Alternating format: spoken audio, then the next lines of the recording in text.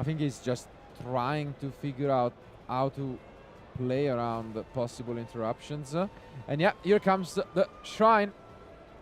This will be a big question, because obviously we'll get the Coelegant. And then we'll resolve Dragoons. Yeah, I mean, you can tell that he's trying to figure out what the best move can be, just to expose himself to any possible interruptions. But yeah, I think this line is I mean, it's the same one we saw in game 1 with the Coelegant. Now gets also the infantry in hand, and yeah, I mean, it's if everything is going as planned, it's yeah, exactly. Now he's gonna have 5 water monster also for the Mulling Glacial Summon.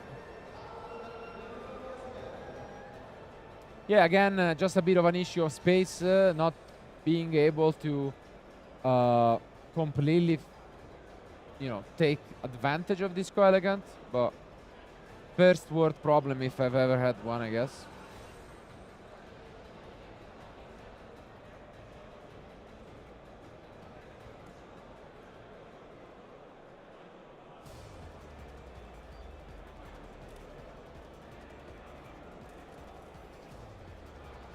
And I'm glad to also announce that we are also back live on YouTube, which we had had some technical difficulties, only being on Twitch for a while. So welcome back, guys, or if you are on Twitch, feel free to switch in between platforms, whichever you prefer.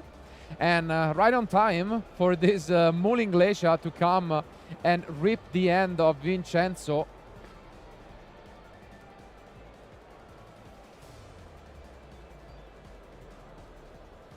Oof, and it's The Tachyon and the Salespan Salespan. and Tachyon, I mean, insanely good cards to take out of the end from Vincenzo. Yeah, I mean, once again we're witnessing another complete show-off from our player. It's yeah, I mean, the Lancia, I mean, as mentioned against Mermel, it's I mean, sometimes it can hurt, sometimes cannot. And yeah, once again, we get back some resources for next turn. And we just have a safety net of the Shrine Grave plus the Droll Lock. And now we're just going to extend further and probably end on a similar field as in game 1.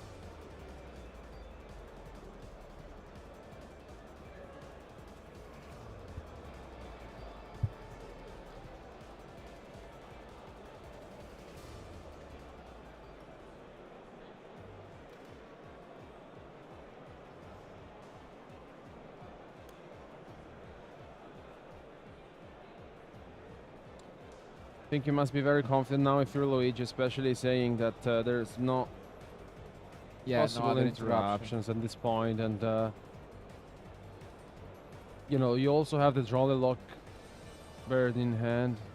I don't really know what can go wrong, to be fair.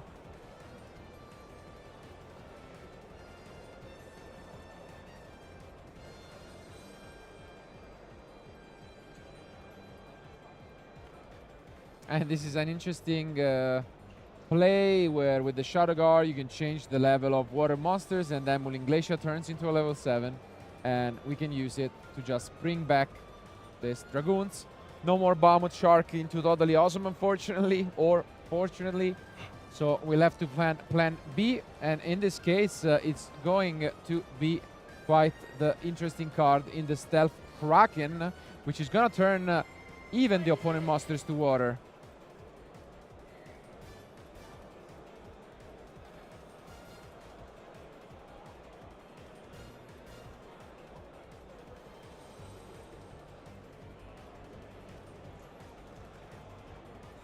But yeah, as the Pike was also turned into level 7, that might not be an option anymore. So yeah, let's see.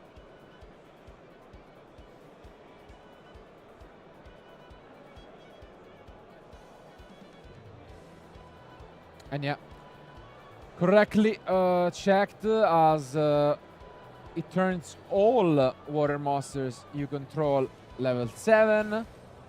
This means that Pike cannot be used anymore to make a rank 4.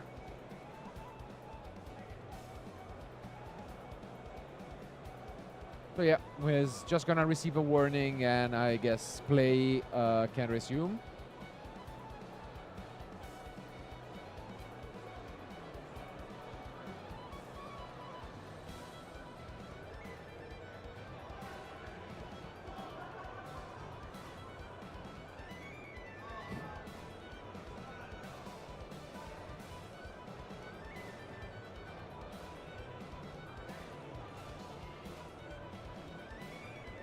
I guess let's go back to us in the meantime, because obviously in this kind of scenarios they need to verify whether he has been issued previously another warning, because in that case, unfortunately, it would be a bit of a bitter ending, because it could get upgraded to a game loss.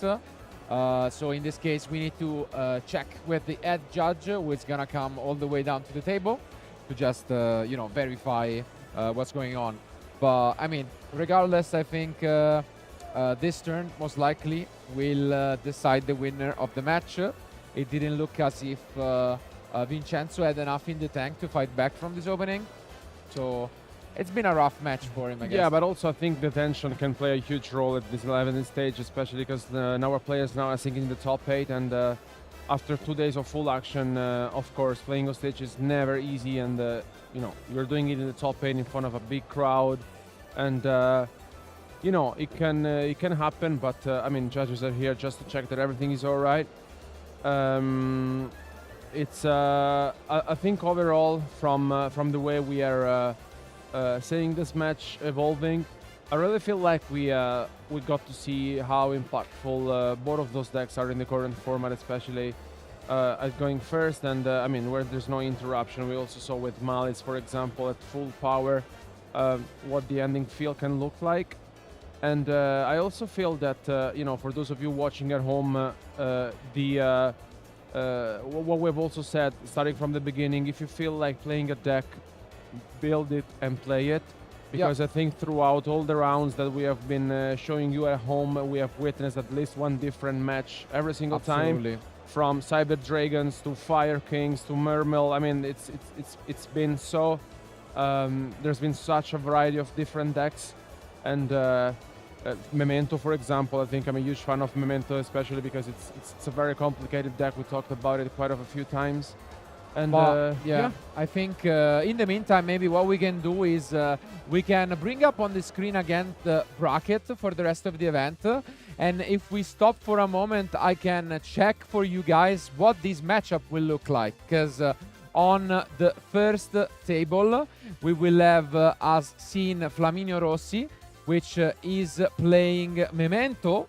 And then he will be playing against Michele D'Andrea, which instead is playing Mitsurugi Raisiel. So this is the first of the top 8 match.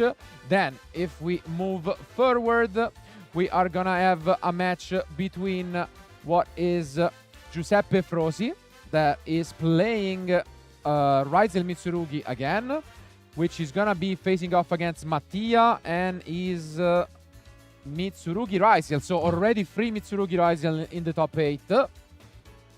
I mean, I guess they didn't like that we said that the conversion rate in top 32 wasn't the greatest. While here in the second side of the bracket, we have the match that we have been witnessing between Atlantean Mermail and obviously Vincenzo on the other end, that has been rocking his Raisiel Heraldic Beast deck. And finally, the last match revealing the last 2 decks is the one between Luca and his Heraldic Beast Raisiel. So a second one is in there against Marco and his Mitsurugi Pure. So if I'm not mistaken, the top 8 breakdown should be 3 Mitsurugi Raisiel, 2 Heraldic Beast Raisiel, and then a Pure Mitsurugi, and the Mermail and the Memento. Yeah. That's so the top 8, how it looks like. I guess still quite of interesting. We have in total Yeah, definitely some interesting options to take it all the way. It's quite open, 5 different decks in the top 8. It's something that, you know, it's quite interesting. I guess this match could decide whether my prediction or yours is correct, but you have a second chance because there is a second Heraldic Beast. Mine is all or nothing, only one mermaid And left. also we have to say that the other player that was that is piloting Raziel Heraldic Beast is actually the one who eliminated Lorenzo Muselli. So who knows what's gonna happen next. But yeah, I mean, I really like this variety, especially in the top 8, because still we have a lot of different decks. I mean, 5 different decks is pretty cool. And I would say the big important things to notice, no Malice.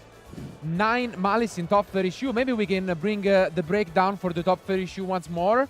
I mean, 9 Malice and no more Malice in the top 8. They have all been kicked out, which is maybe a disappointing performance for the deck. I mean, definitely an upset, considering instead of the 5 Mitsurugi Raziel, 3 are still in. And only 2 Heraldic Raziel, which are still in. Yeah. So it's... definitely the deck performing the best. Yeah, I mean, I think this weekend the variety of decks has been incredible. I mean, we talked about it quite a few times, and having on stream such different decks really brings up on stage why the level is so high, and you really need to take out to the table not only your best strategy, but also the best combination of cards, such as, I mean, for example, here playing Mermal and deciding, you know, to play cards such as Diddy Crow, it's not taken for granted. And I really like this approach of also, you know, making some variety. Yeah, and we can bring yet another graphic for you guys on screen, because this is what the competition looked like at the start. I mean, maybe Fire King is the deck that was not performing as well. We did see him be quite successful on stream, but then it's not around anymore. And Raziel Mitsurugi, although the conversion rate wasn't the best, because obviously it was the most played decks, but then it was almost twice amount of Malice, 9 to 5 in the top 32. Well, things have turned around, and now 3 out of 8 decks are Raziel Mitsurugi. Is it the deck to beat? Technically, I guess so, but still, again, a lot of different interesting options. So feel free to just type in the chat what do you think is the deck that is gonna win the 2025 Italian National Championship. I think, yeah, lots of players that can be considered contenders. Yeah, I mean, it's quite honestly, I mean, we were kind of expecting it. And finally, we have a decision for you guys. The check has been done, the head judge came to the table, and we can go back into action because there will be no upgrade, only a warning, and play may resume from Luigi.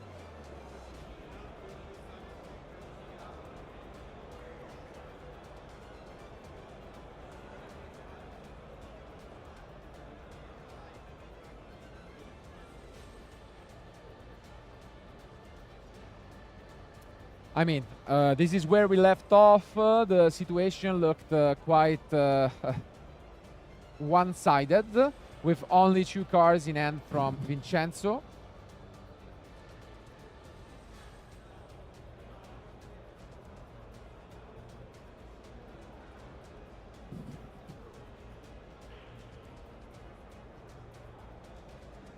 And I think it's actually a pass. Wow. Okay. I guess, yeah, Luigi maybe didn't plan too extensively. And there is a bonfire off the top. What a draw from Vincenzo. We do know that there is a draw, though, eh? Yeah, I mean, we know that there is a draw. Kind of a misstep here from Luigi, just because, I mean, he did not calculate right enough, which you know, could have been the road to take. But I think this draw and lock will be extremely good, and it's draw from Luigi. Wow. He really needed that. Otherwise, the game could have completely flipped. Exactly, especially because he got rid of the sales ban with the Mulling Glacier, which would have been huge. Because, I mean, let's see what we can do. The draw hurts. There was a monster in hand and one more spell. And you can see Vincenzo trying to figure out what could he do.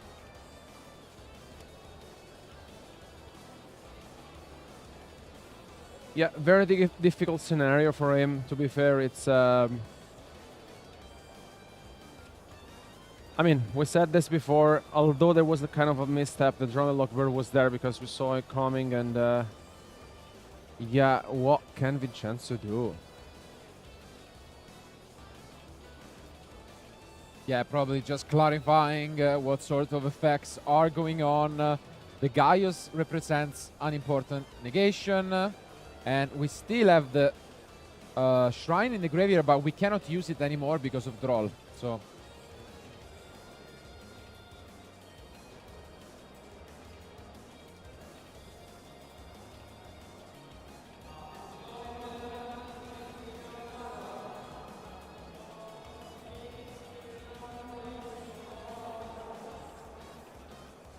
Right, it still goes for the X.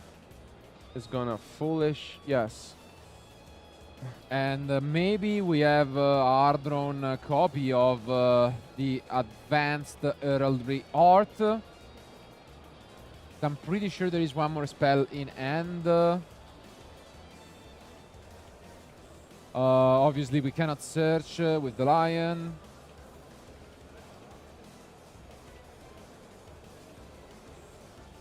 But yes, we do manage to send one Leo and then the Griffin. Do we have the art?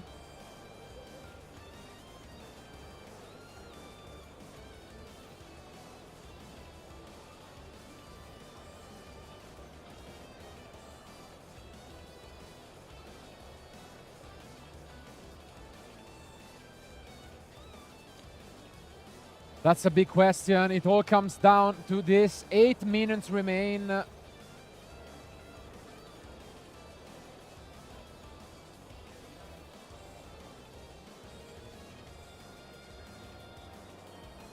Yeah, yes, because it is the drawn, hard-drawn Protoss.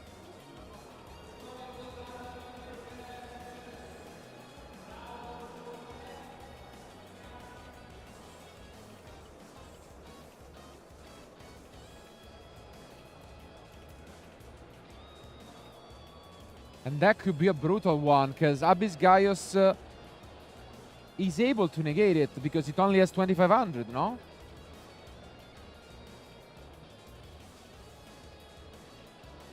Yeah. Yeah. Is that not the case? That's probably what Luigi's thinking about. We are not quite sure if Protoss was already declared.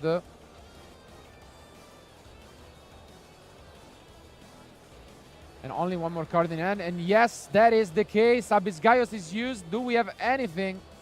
It's a monster.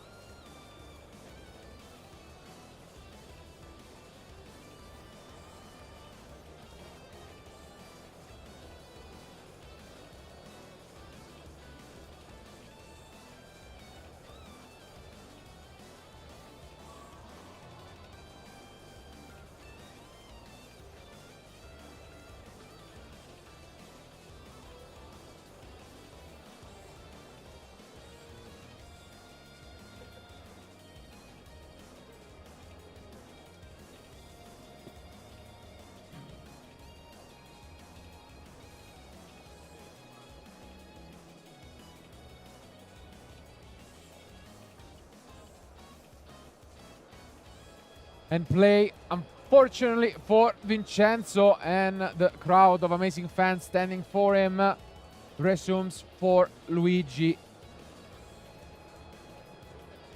who is now free to do whatever he wants, and unless he's gonna make some crucial mistakes, which he has not really been doing, he should have all necessary tools to claim this one for himself.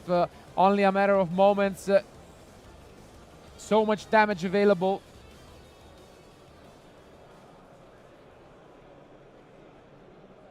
And he moves to the battle phase and he takes the match. Luigi does. What a match it is. I mean, both really showed why they made it all the way to the top 8. Two absurd combo decks able to shut down the duel just in their first turn. Uncontested, playing through multiple interruptions. I mean, you gotta give credit to both. Luigi in particular knocked out Diego Ganzerli, and I mean, one of the favorites to take the event, and is now in the semi-final. Yeah, I mean, very well played by both of our players, especially because we got to see both of the decks in action. And yeah, I mean, at the end of the day, it was Luigi who prevailed, and congratulations also to Vincenzo to getting into the top 8 undefeated so far, because he was at 11 wins and 2 draws. And this is gonna be his only loss for the weekend. But yeah, this means that we will see Luigi once again for the semifinals. Absolutely, and that is because, as we have mentioned, usually when it comes to the 4 duelists remaining, we like to switch things around, go to the other side of the bracket, and that sometimes leaves space to guess how did they end up in the finals.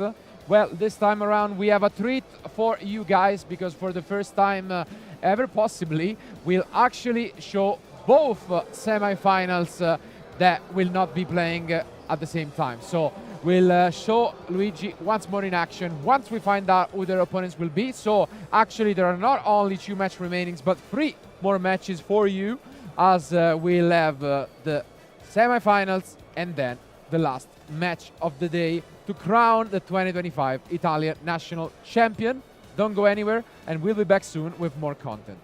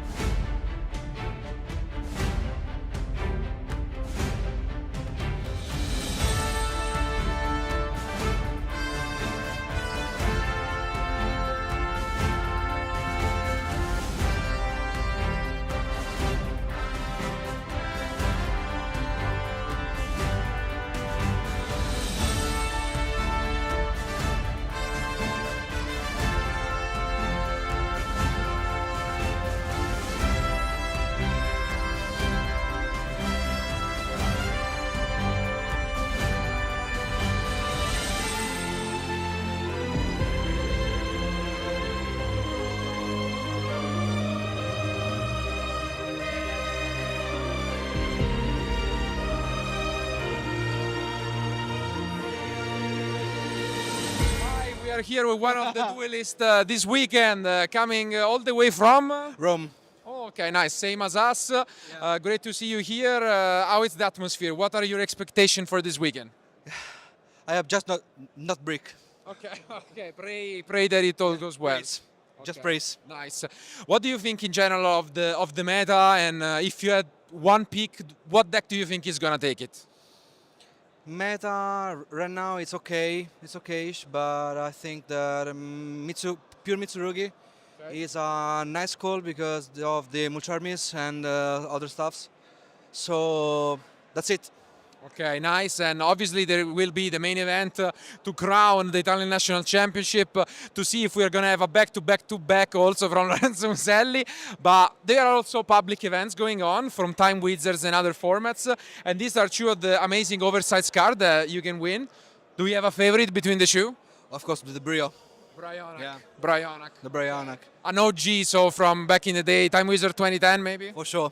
Okay, nice. And since these are such iconic cards, what about your favorite Yu-Gi-Oh card of all time? Mine, maybe Totally Awesome. Okay, a froggy, eh? Frogs. Like me. Frogs for life. Okay. Okay, then thanks for being with us. Best of luck. Thank you too. Thanks a lot. Thank you. And we are here. We are another duelist this weekend. Merlin, quite a familiar face, came all the way. You're in Italy often, right? Yes, I love Italy. Italy is the best country in Europe. Perfect. Not biased. Perfect. Glad to hear it. And we have had some quite events this weekend. These are some of the oversized cards. Our duelists can win at Time Wizard events also this weekend. Do you have a favorite between the two? Oh, I'll definitely prefer Brownek because Brownek was one of my favorite cards back when I was playing Tango Plans. That was such a good card. Okay, nice. And talking of such old memories, what's your favorite memory in general from all of these years playing Yu-Gi-Oh?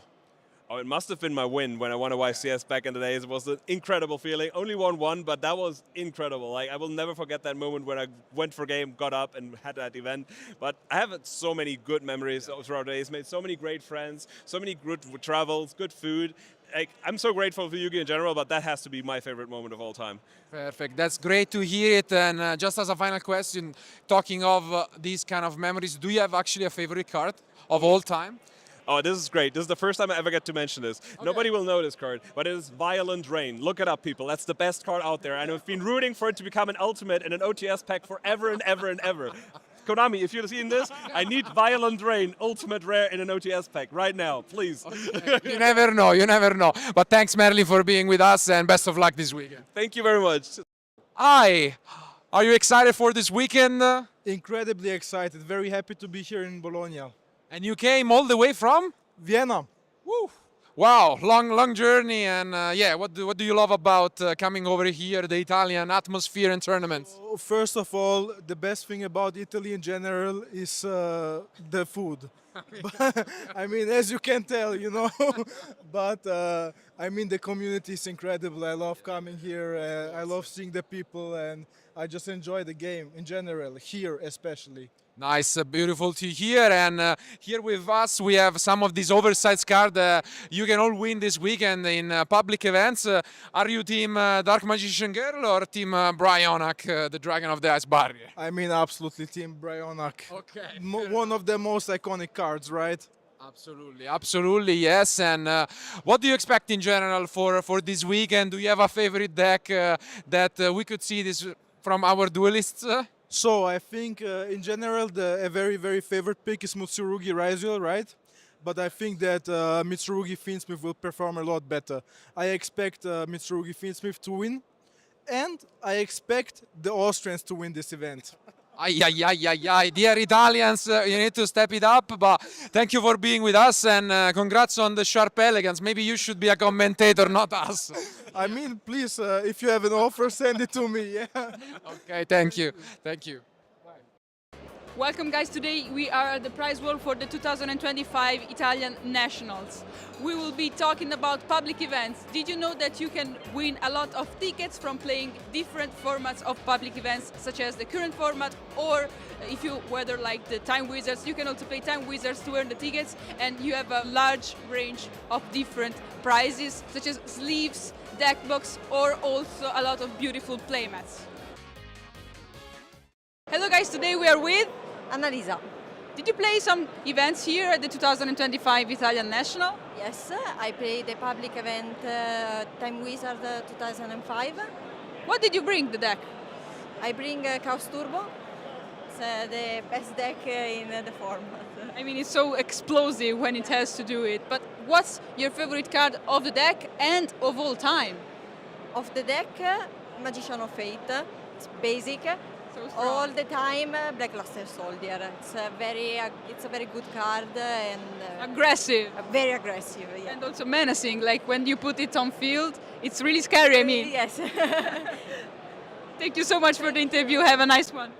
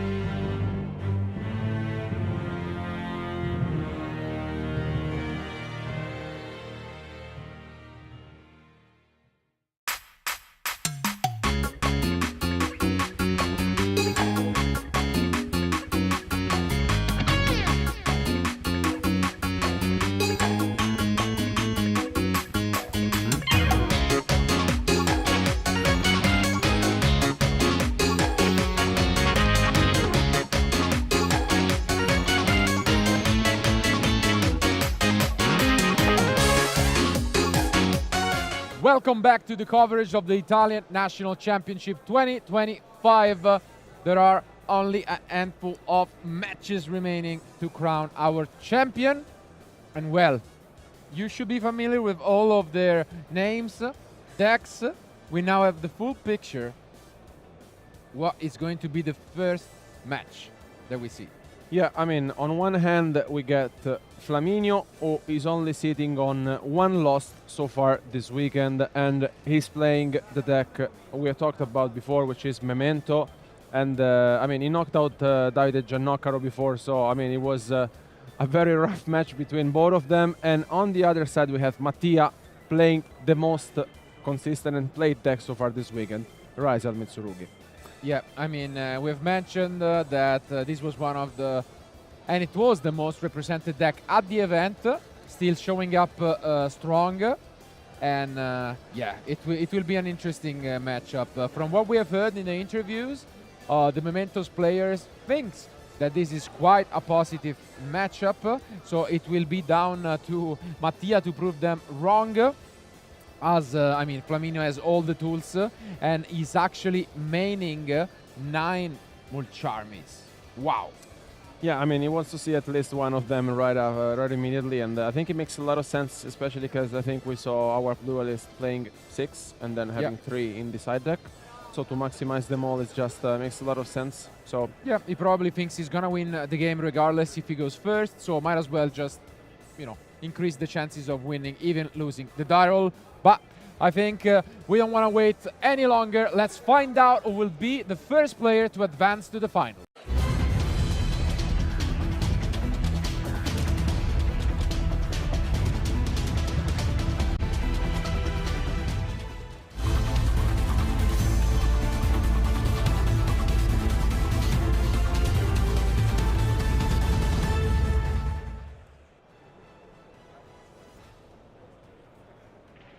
Let's see, it's a 4, pretty low roll from Flaminio.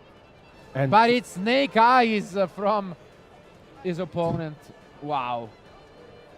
So it's gonna be Memento going first, and I see a lot of interruptions though. The Fuvalos is there as well as a Droll. oh yeah? Yep. Let's see how he wants to go about this.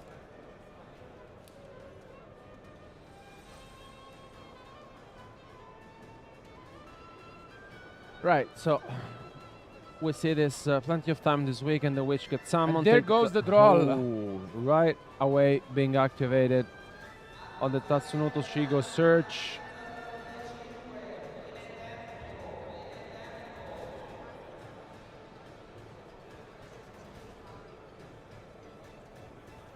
Oh yeah, Flaminio doesn't waste any time. This is the key card of the deck.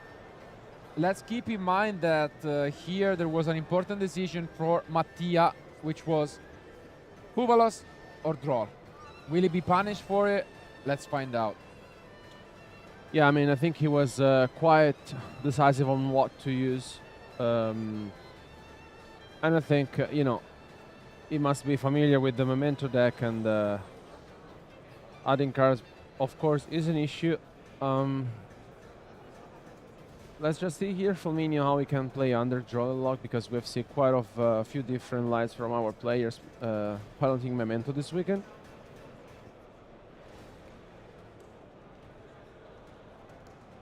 And here goes a full-on fusion into that Creation King.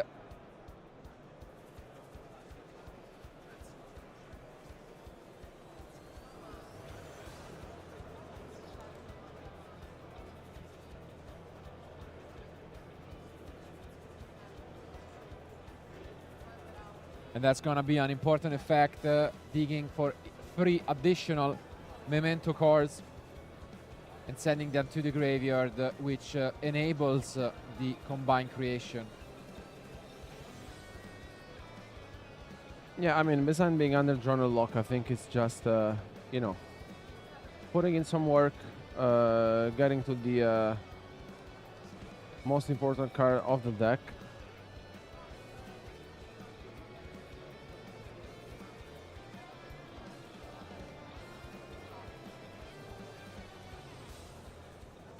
in here also gets to send the fusion spell.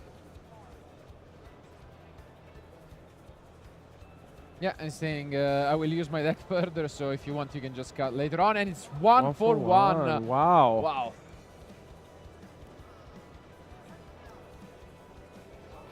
Well, this is a very good one, especially playing Anden Drawn and Lock. Also consider of the Meow. I mean, yeah, we mentioned this before. He's playing 9 copies of the Mole Charmis, and yeah, it's a pretty good one here now to extend this. Yeah, gets the Goblin.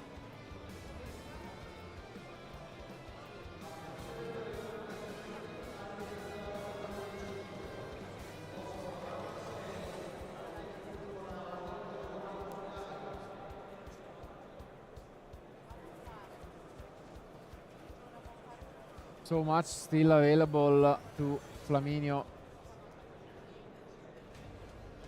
Decides to pop the Goblin with this effect to send Shu more mementos from deck to grave.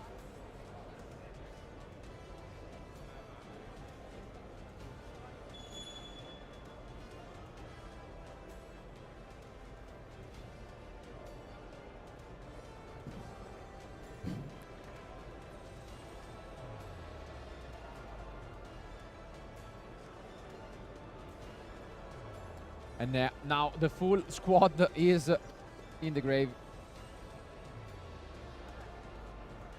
And that's when the deck shines the most.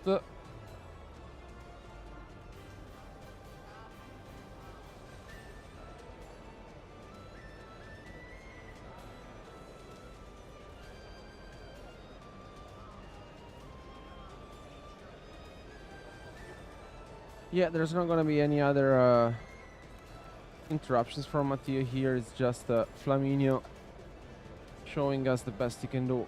Yeah, playing. Since the Goblin has been destroyed, the Acheron can be summoned back.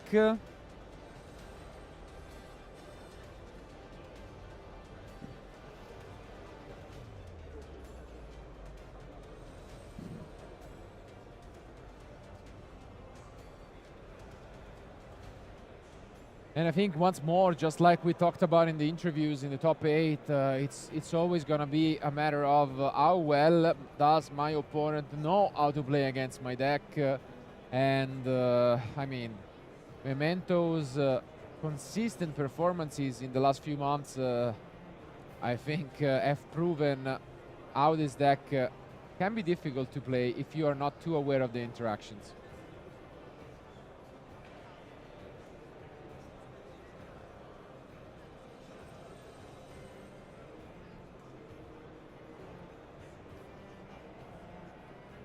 There comes the combined creation, shuffling back 5.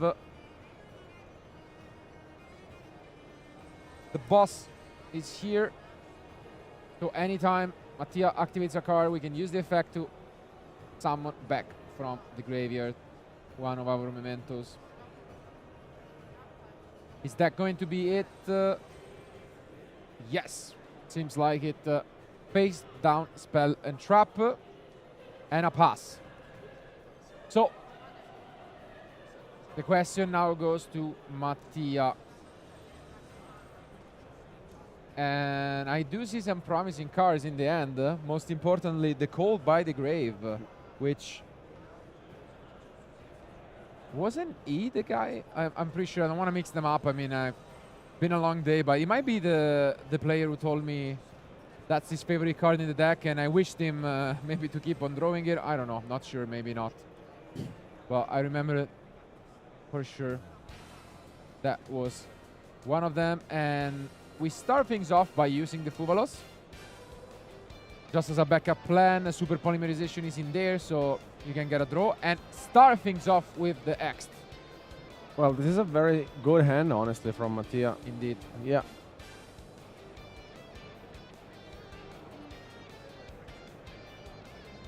And yeah, the Creation King is the target.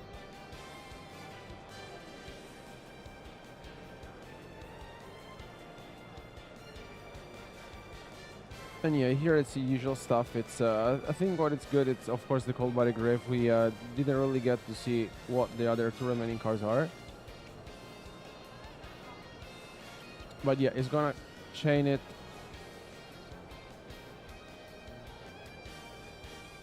Get rid of the X.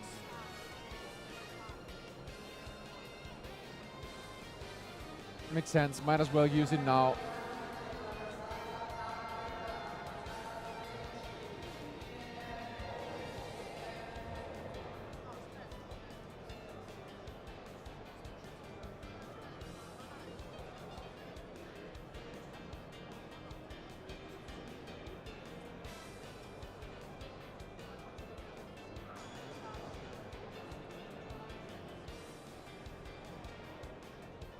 And then you can see just Mattia making sure that he doesn't miss any of those graveyard effects. I mean, the stakes are as high as they get. Only 2 matches remain to become champion and earn a VIP status at the European Championship in Berlin. And there goes the call by the Grave.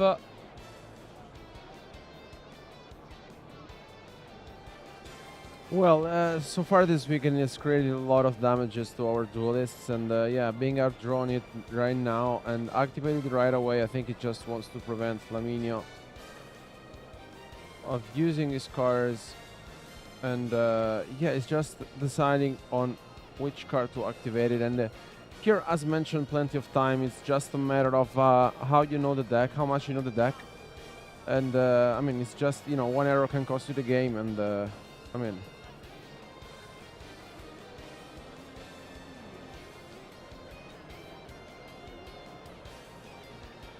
There we go. So the witch is back. And Flaminio is not stopping yet. This has been possible, of course, thanks to the combined creation. So although the Achiron is banished, we still get a plus and some recursion effect for later on.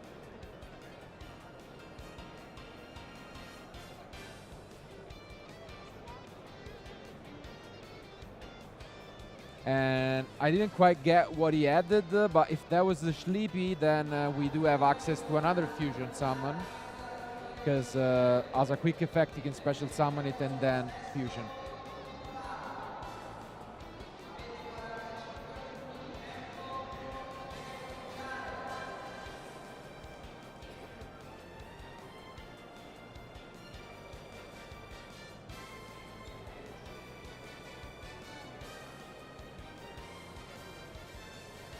Here comes the ice. No response at the moment.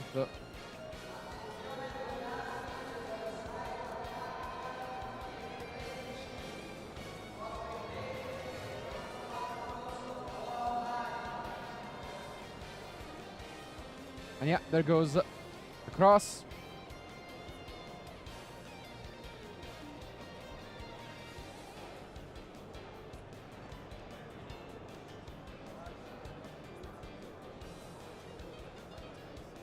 Let's see if Flaminio here is going to respond before the cross gets face up to the field.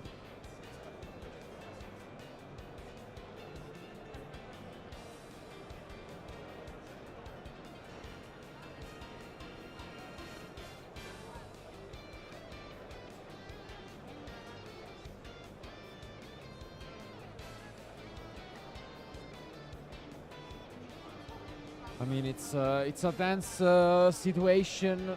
As you've mentioned, Flaminio has a chance to respond, but he knows that it's gonna be tough to stop all of the things that Mattia could throw at him.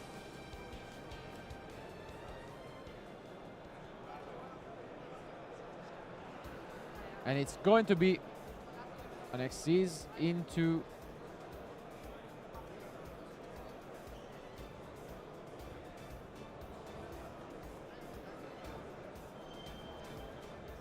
okay, we get something back. Are we gonna be allowed to search our deck as well? Or yes, Flaminio at the moment doesn't want to respond, and so we might get a search. And we do, so no interruptions at the moment. Yeah, it looks like Flaminio is just, you know, not baffled with what's happening. Is just letting Mattia continue and, yeah, adding the X and the node.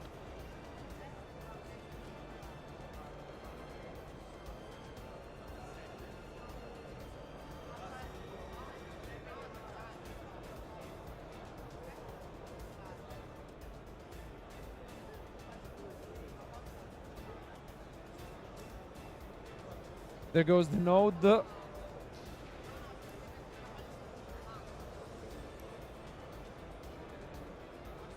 Is he just going to be the detonator? Oh, yeah. Nope. Because we actually are playing Mitsurugi cards, and there goes the Paralimp. And yeah, Flaminio is, I don't know, just either out of responses at the moment or really slow rolling them.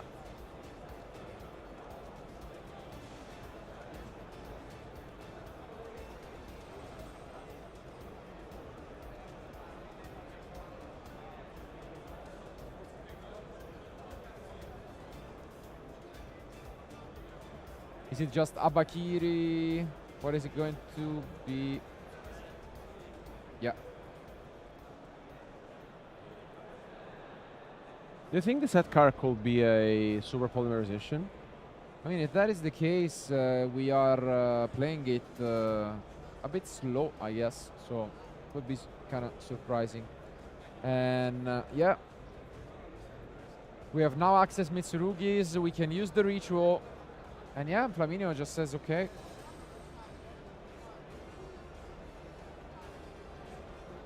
We're just gonna clear the field.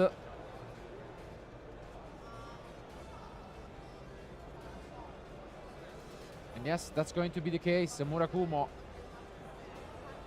gets to clear the field.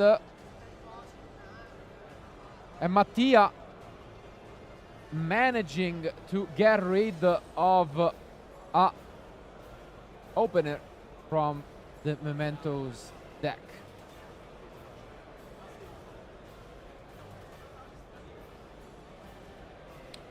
Yeah, I mean it's with this type of hand, I mean the draw the Lockbird, then he also activated the Fuvalos, the Cold by the Grave. I mean he also had the Axe.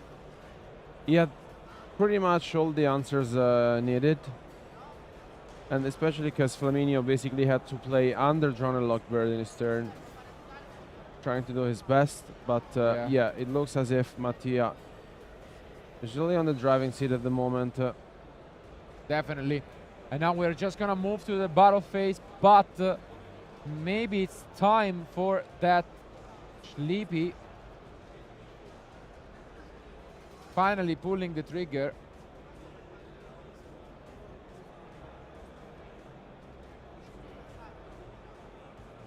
And we're gonna force a discard, which is going to be the Fuvalos. And then we're gonna use the cross to negate, and that is enough. Flaminio picks up his cards. He has lost game one. What a turn around. Wow. Yeah, I mean, I think Flaminio did what he could with his hand, especially being under Drone Lockbird. Yeah, I mean, I think Mattia also had a very solid hand. Like absolutely. I mean, we mentioned at the start that he had this decision between Droll and Fuvalos. In the end, he decided to go for the Droll and Lock. I mean, not sure if that mattered all that much, but in the end, what an impressive array of plays. Really, he had to fight through a lot. Called by the Grave did help, but overall, I mean, opening the X is just always gonna be something good to do. And now we can take a look at the side decks, because the Memento deck usually doesn't side all that much for going first. yeah, I mean, you can side in the Called by the Grave and the triple tactic talent going first. I think it's I think it makes sense. Wanna side out some of those 9 Yeah, Mulcharmies. exactly. You know, and you could also side some out and put in if you feel like the Ash Blossom, which, you know, and there's also the Drone Lockbird once again, which is one of the most played cards so far. And you know, it's it's there's quite a few options. But overall, I think you can definitely side out some. You side out those. Charmy. You have, as you've mentioned, Ash, Talent, Call by, and usually it should be good to go. On the other end, I think obviously it's not one of those decks for which you prepare against. Bell can have some quite nice applications, I'd say. But regardless, I think it was an extremely important game one, because if everything goes downhill, you can start things off in game three, and we have a solid win condition, which we're not going to talk about yet. Yeah. But without further ado, our duelists are almost done with their side decks, so let's jump back into action.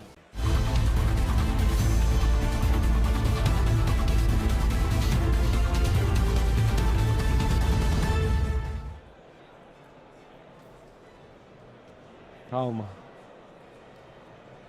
Alma. Here we are. Flaminio needs to find a way to break through this place. And I think only maybe an impermanence from Mattia, but let's see if he has anything else.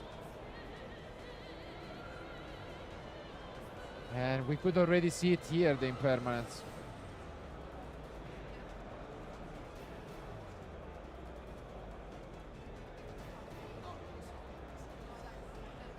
Yes, we are gonna use the impermanence, and woof, what a punish it is, this bomb party.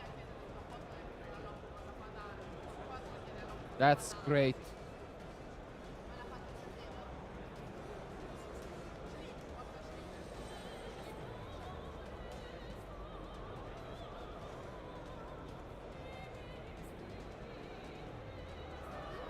And I mean, yeah, no response, which means we can use all of our best mementos, sending them to the graveyard.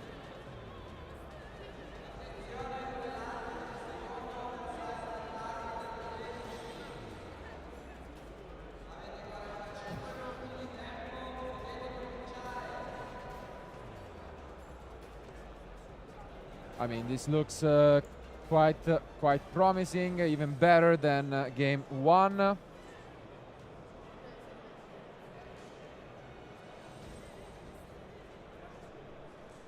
Yeah, I mean, only having the impermanence for sure won't prevent Flaminio to combo off, and it's gonna be great news for him.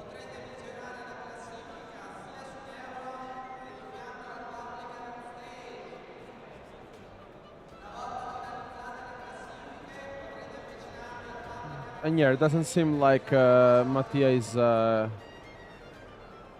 is holding something. And now we get the twin dragon.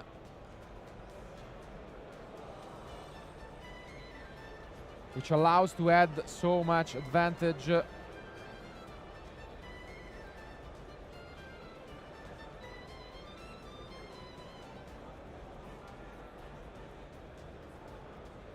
Yeah, this looks much better than game one, and we can see why the draw did matter. It doesn't stop the deck in its track completely, but obviously it's one of those interactions where if you do get rolled, you get less of a threatening field than you could have otherwise.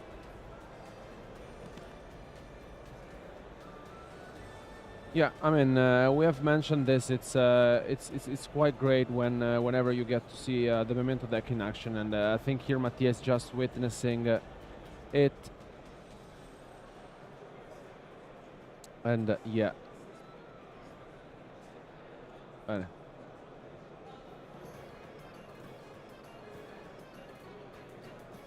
So let's see.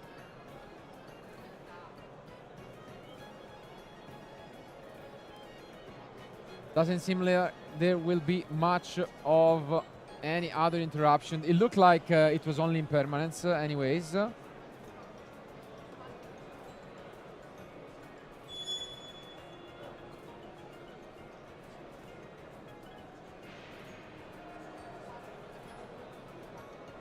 But yeah, this is very different from game one.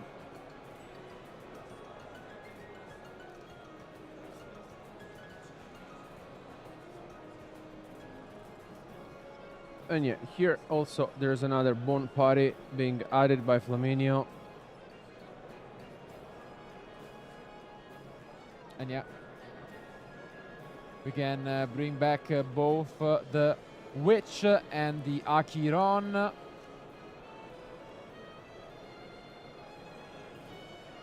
And I mean, this is pretty much how this match is gonna go. The deck is very tough to stop in its tracks. And it's also important to mention that both of these duelists are actually on an X1 record. They have managed to be among really the best today. And they're still with obviously only one lost impressive run. Yeah, I mean, only losing one match throughout the whole tournament it's impressive, especially because you know, you prove yourself just you know, to be at the top tables throughout the whole tournament.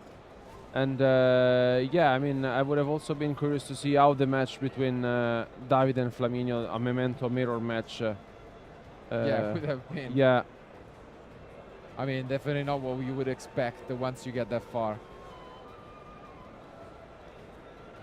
but yeah, here essentially we're just witnessing the Memento deck at full power. But I think, yeah, it's just telling him that he has already used one previously this turn, the Born Party.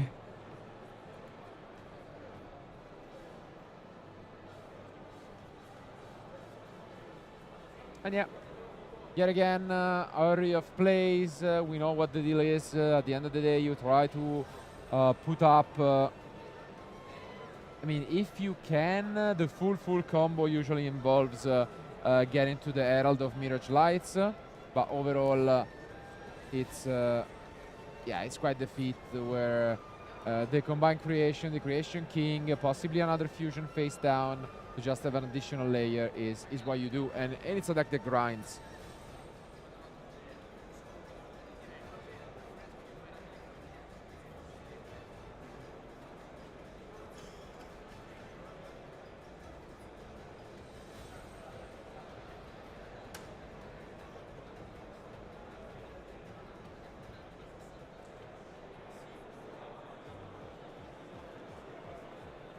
Yeah, and I think in these kind of situations, it's always better to just try to understand how the deck works, try to understand the dynamics, and yeah, as you can tell, even though Mattia doesn't have any response to Flaminio's combo, is just trying to understand which may be the best way to stop this for what is likely potentially to be a game 3.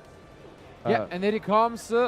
As mentioned, when you are completely uninterrupted, you can end on these Herald of Mirage Lights, which represent a spell or trap negation by just sending a fairy monster.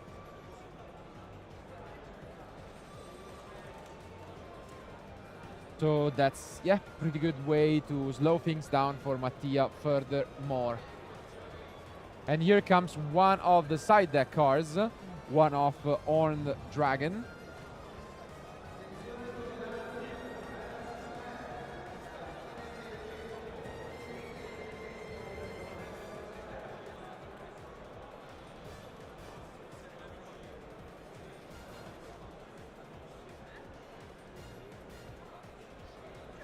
And finally, I think it's also time for the boss to come down.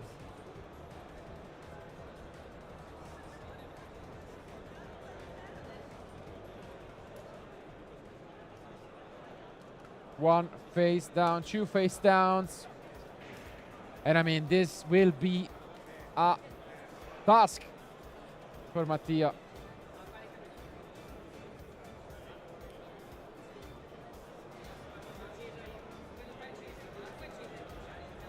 Wow, I mean, I would be shocked Yeah. if he managed to do this as he did in game 1. Obviously, he's gonna attempt to. Why not?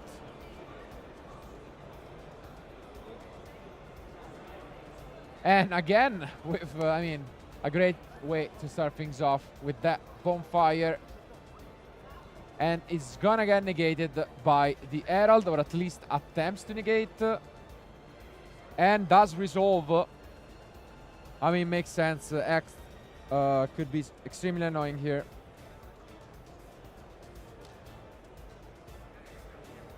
Here's the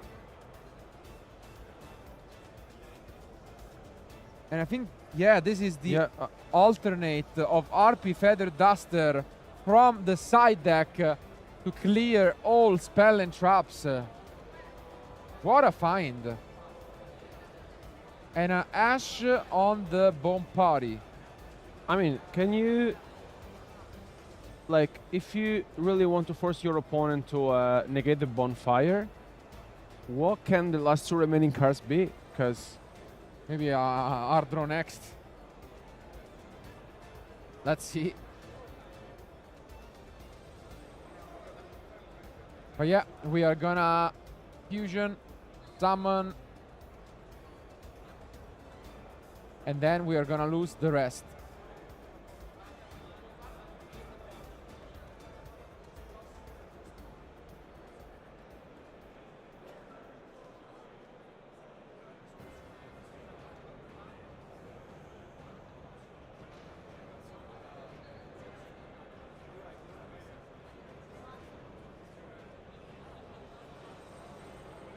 Well, let's see. I mean, the start is promising.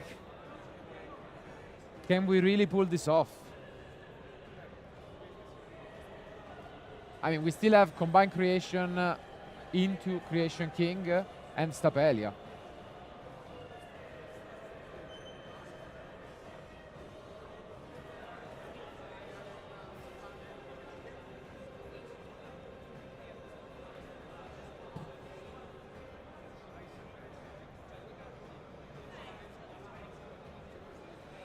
yeah, I mean, can Mattia really find a way? Because it's I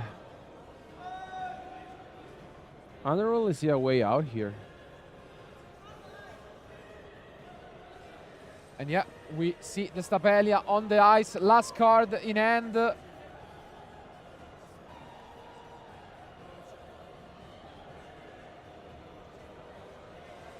We do get the summon of the Combined Creation. I mean, it should be the Creation King, I think. And it is the Creation King. One more card.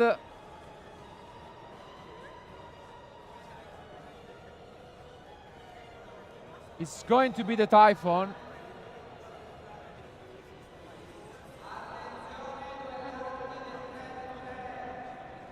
Oh yeah, this is hardly enough.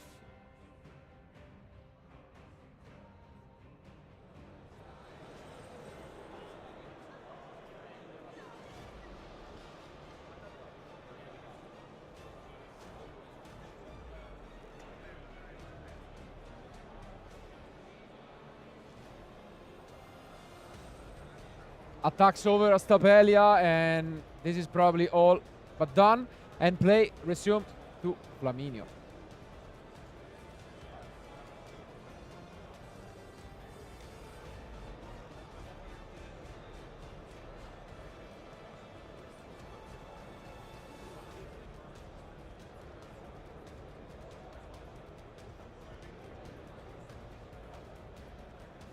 Yeah, now plays back to Flaminio. Really needs to chill this game because you know, he was in the driving seat for a while, and here Mattia is pretty much left with one card in hand and the Typhon on the field. So it's I think nothing else that he can do at the moment. Yeah, I mean, it's mostly a matter of time at this point. But I mean, speaking of, there are about 30 minutes remaining, and yeah, this could complicate things a little bit because there is a clear win condition in deck for Mattia, which is the Gaga Cowboy, if the game drags long enough for it to go to time in game 3. So it's something that Flaminio should keep in mind and should try to play as fast as possible to prevent it. Is any of them playing Spooky Dogwood? I don't think, no, neither of them are.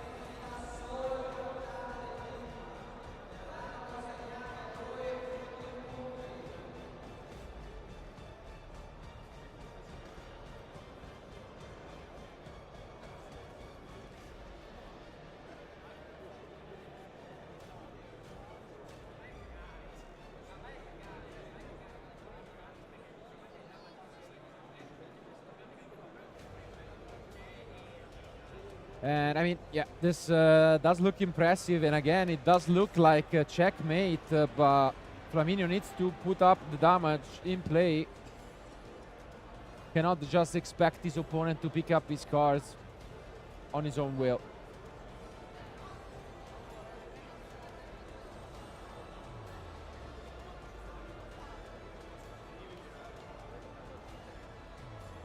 But this should be a matter of moments now, because the Achiron has a quite relevant effect to close the duel, which is the turn it's summoned, your level 9 or higher mementos can attack directly, and Combined Creation plus Creation King are usually enough. So that could just be an easy way out. And that could be accomplished here with the Sleepy.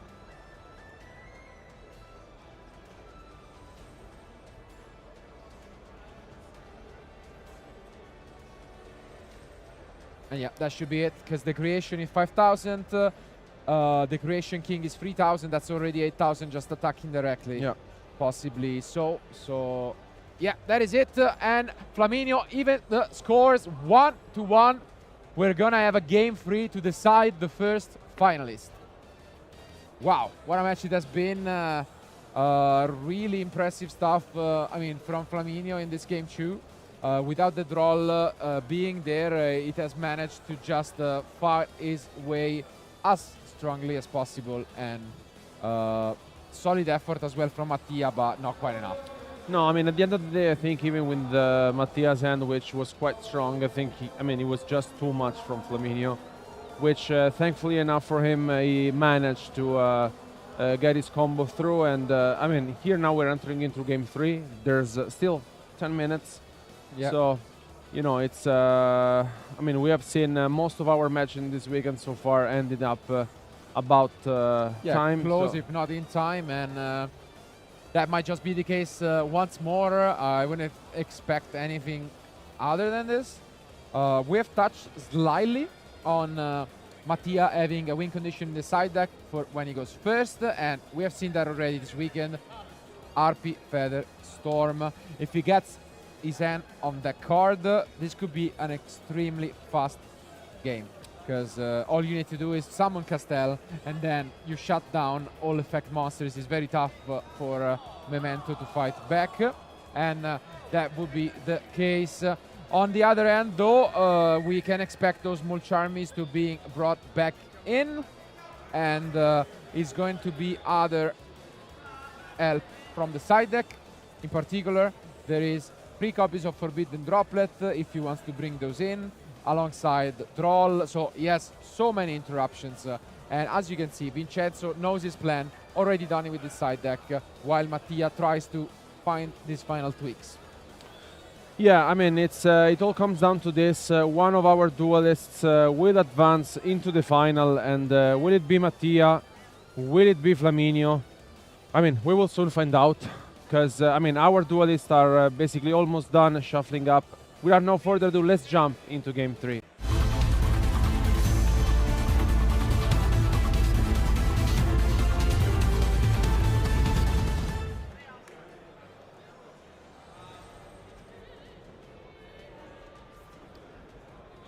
Here we are, 8 minutes remaining.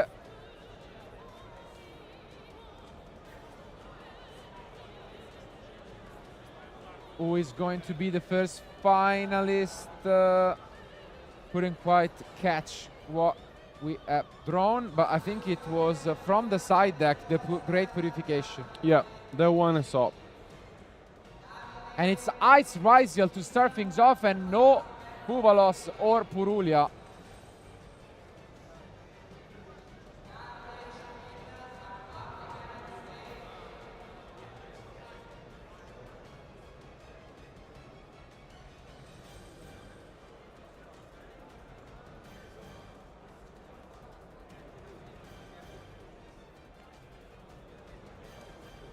I mean, one of the best way to start things off. We can eventually get into the Feral Imps to just access the Mitsurugi part of our deck. And we have not seen the Droll. I mean, I'm quite shocked, to be fair, Yeah. that they didn't draw any of them. No Charmis, no Droll. Definitely not what we expected, given how many copies were there.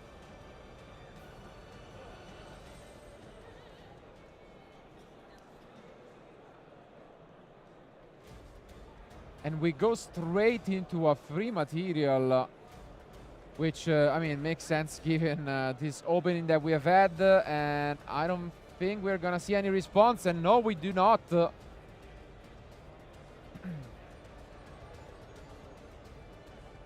Yeah, I mean, pretty solid opener here from Mattia, and there's, I mean, I'm quite shocked, to be fair, there's still no response from Flaminio. I mean, looking at the amount of hand traps he's playing.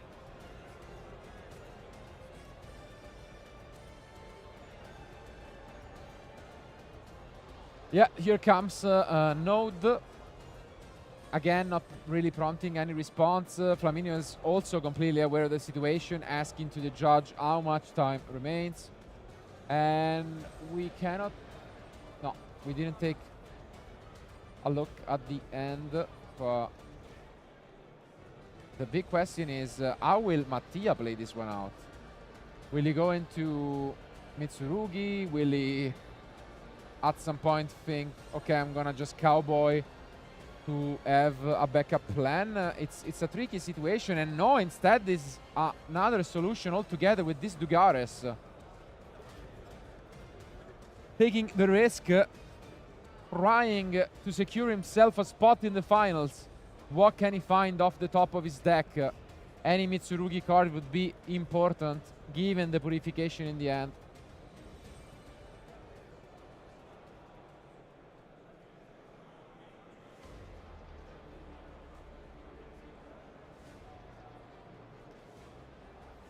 And we have found the ritual. Oh, wow. And Abakiri, so.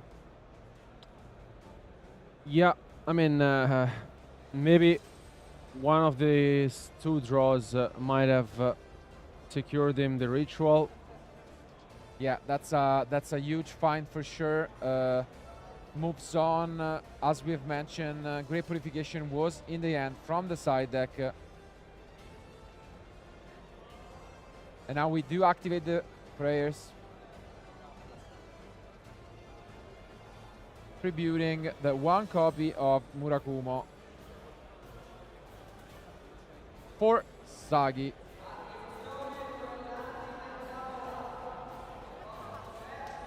But this means that we take 800 damage. Yeah.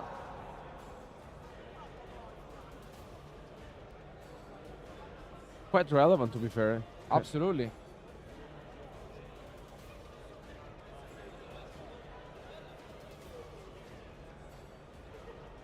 Because at this point, obviously going for Cowboy would only even the score. So what is the plan from Mattia?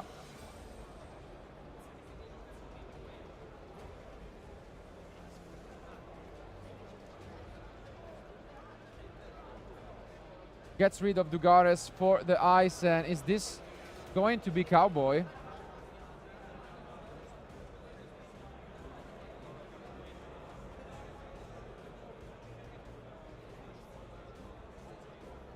It is going to be the Cowboy to get back on track, both at 7,200. It seems like Mattia is improvising a bit on what to do, which doesn't always seem ideal. Now he's gonna get a draw from the cross, but I don't see the vision at the moment.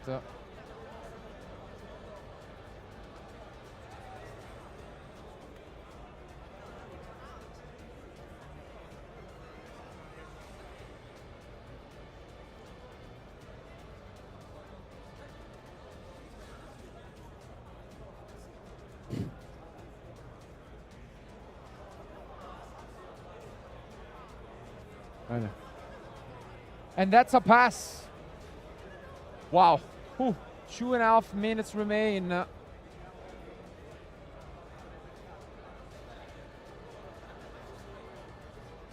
That's a shaky opening from Mattia. And on the other end, we see one of the best cards in the deck by far. The Tatsuno Toshigo.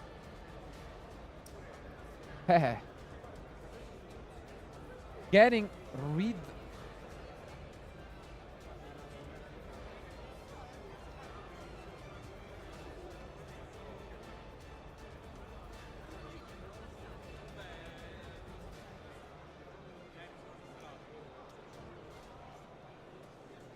Asking about how much time is left.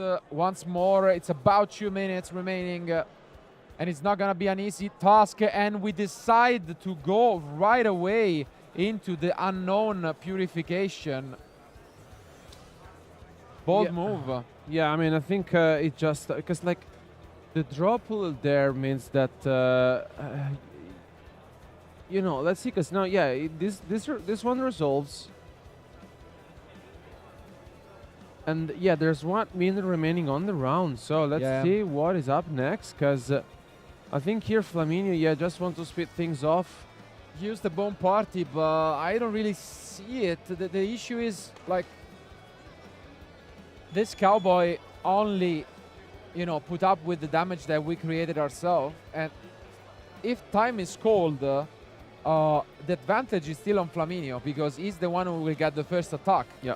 It will not matter that at the end of the phase they're equal. He will get to play his own turn. And Mattia is gonna struggle to deal any damage here.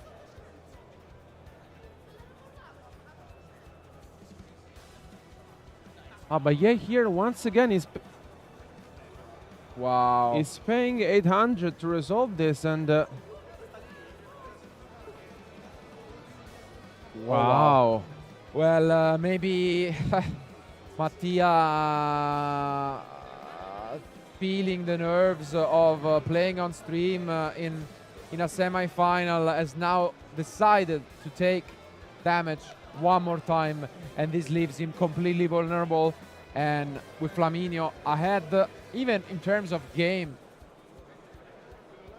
time is about to be called any second right now, and he is ahead by 800 damage. I think they have both seen the line, and Mattia shake and wow.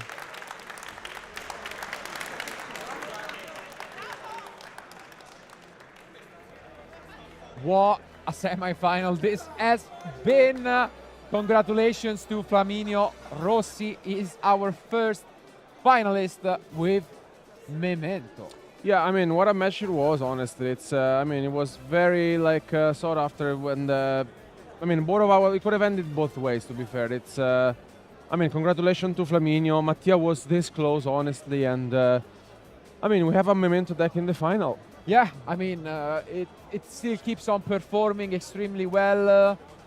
He had quite a tough road in this top cut, knocking out a lot of prestigious players, and we can see why.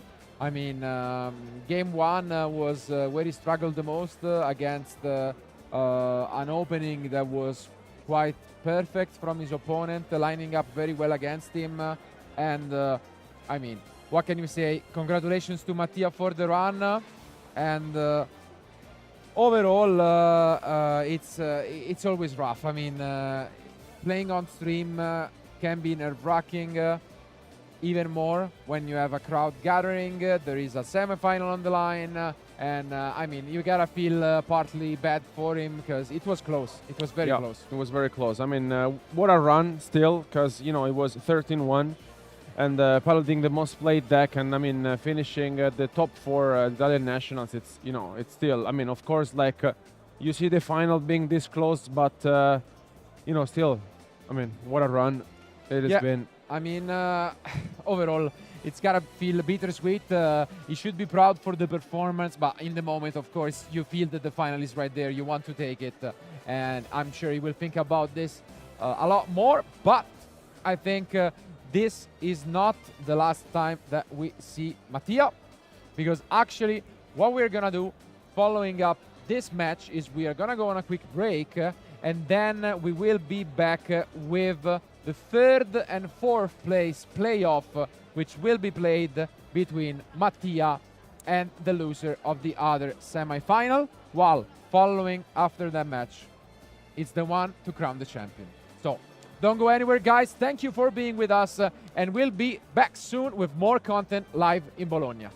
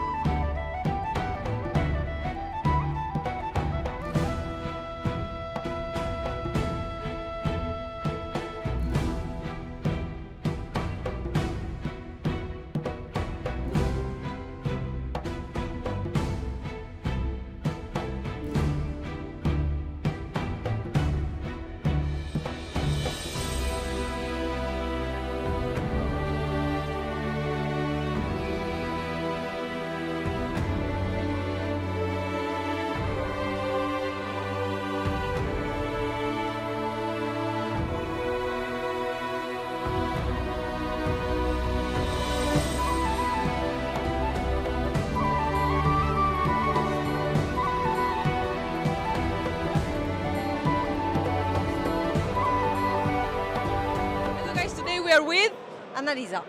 Did you play some events here at the 2025 Italian National? Yes, I played the public event Time Wizard 2005.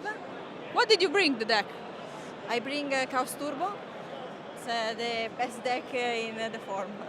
I mean, it's so explosive when it has to do it. But what's your favorite card of the deck and of all time? Of the deck, Magician of Fate. It's basic. So strong. All the time, Blackluster Soldier. It's a very good card and Aggressive. very aggressive. Yeah. And also menacing, like when you put it on field, it's really scary, I mean. Yes. Thank you so much for the interview, have a nice one. Thank you, thank you. Hello guys, today we're with, I'm Diego. and we are gonna ask him if he played the main event here. Yeah, of course, I played with Malice. Did you like the deck? Of course. Did it perform also? Kinda. Kinda, yeah. Well, I think you still are pretty good with your round, you're fine. Yeah. So what is the best card you think of in the deck and also of all time in your opinion? Among the deck, probably Malice Q, White Binder. Resolving the effect is like incredible, an incredible feeling.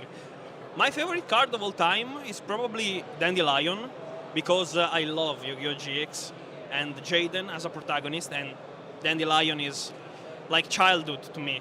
Like, okay, I get it, like the nostalgic memories Yeah. and stuff. Yeah, that's really good to hear. Thank you so much for joining us today. Thank you.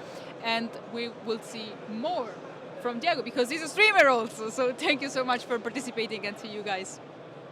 I here with quite the experienced duelist, a familiar face. Nice to see you again in the area here in Bologna. How do you feel about the weekend? Very close, like good. I will looking forward to win this one. Okay. I will Nice. try my whole best to do it, and see you this weekend here in Bologna. Absolutely, yeah. You are one of the players who came here to compete in the Ultimate Time Wizard. You have had quite some success already with quite a strong recent finish. So you wanna, redeem yourself once more, no? Yes, of course. Playing the same deck, of course. Okay. Vayu Turbo, it's my best choice. It's also the deck I enjoy more. And thank you so much. This is beautiful, by the way. Yes, but I don't know. Usually you say that you shouldn't touch the trophy that you want to go for. No, hopefully that's not going to jinx you. But before we say goodbye, do you have any particular experience that you enjoyed the most from playing Italian nationals in the past? What's your favorite memory?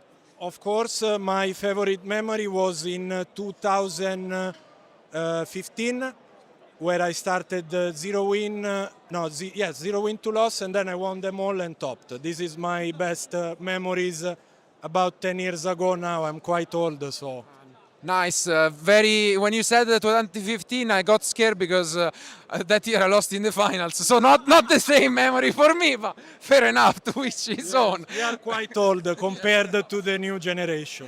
Absolutely. But thank you for being with us and good luck for the tournament. Gioco nemmeno. Ciao. And here we are with another duelist for the national championship this weekend. Hi. Thanks for being with us. First of all, what deck do you think is going to win the event? For me, Raizil Mitsurugi. And what deck are you playing this weekend? I'm playing Kashtira Regenesis. You confident? No. No, I'm not confident, but I think that is a easy deck for a national. Is good because I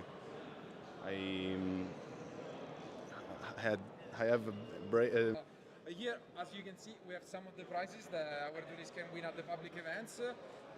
If you had to choose one, do you have a favorite between Brionac and Dark Magician? Brionac. Brings any memory from the past?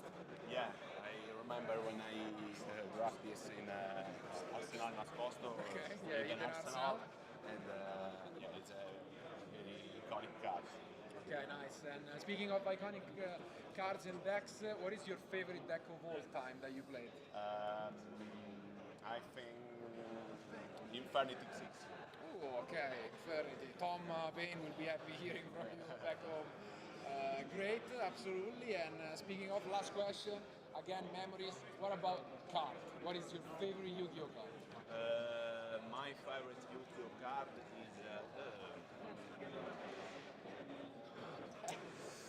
it's very difficult, but I think Karkardir. Ah, okay, interesting. Nice, and it brings also a lot of memories from back in the day, 2013, 2014, and so on. Thank you for being with us. Best of luck, and see you around this weekend. Thank you.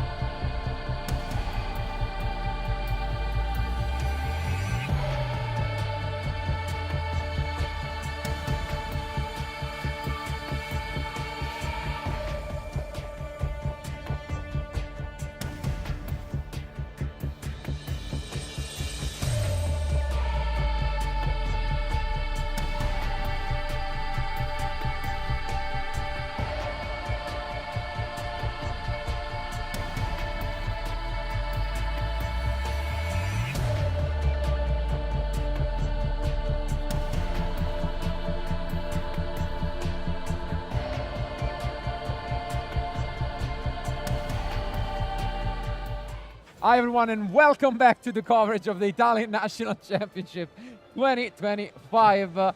if you followed through until now, you know that we have the final lined up to crown who will be the champion. But before we do that, we have one more match, which is going to be the third and fourth playoff. So obviously throughout the last match, we have seen Mattia unfortunately losing, and now it's gonna be up against Luigi, who also lost his semi-final. So we will not see Mermail.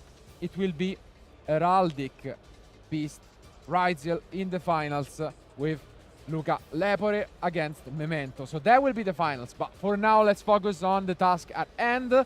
We will have this semi-finals between Ryziel Mitsurugi and Mermail to just have one more sweet moment and claim the title. So our duelists are ready. I'd say let's just jump into action.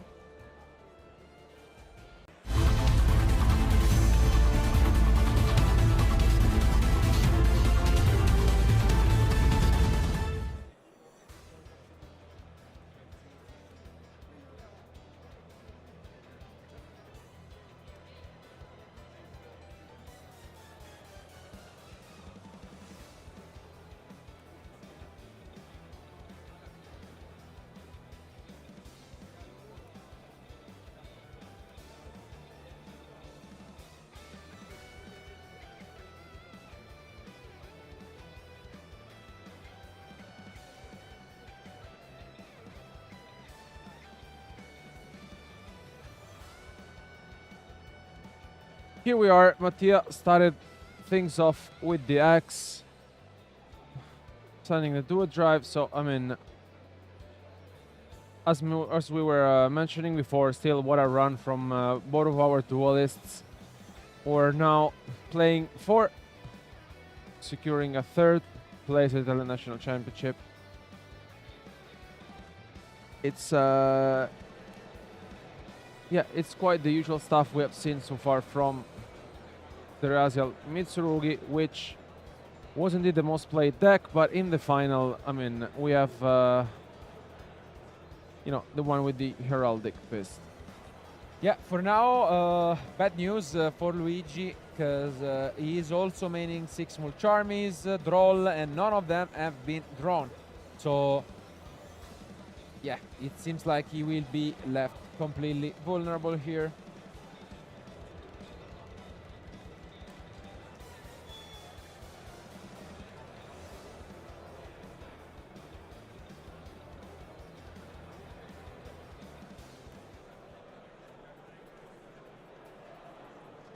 And yeah, as you can see,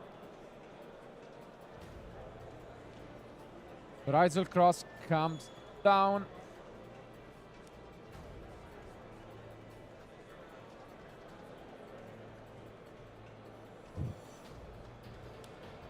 We could just see King of Paralymps, depending what they want to go for.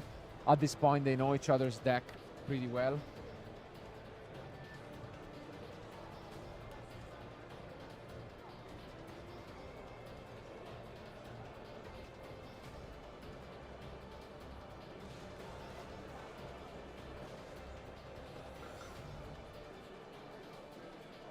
And no, again goes for the Dugares.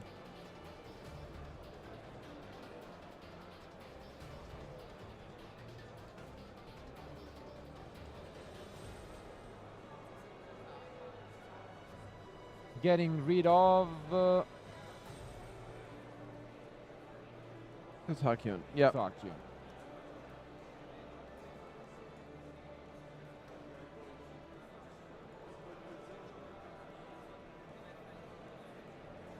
And there goes Abakiri, so we do have both engines available.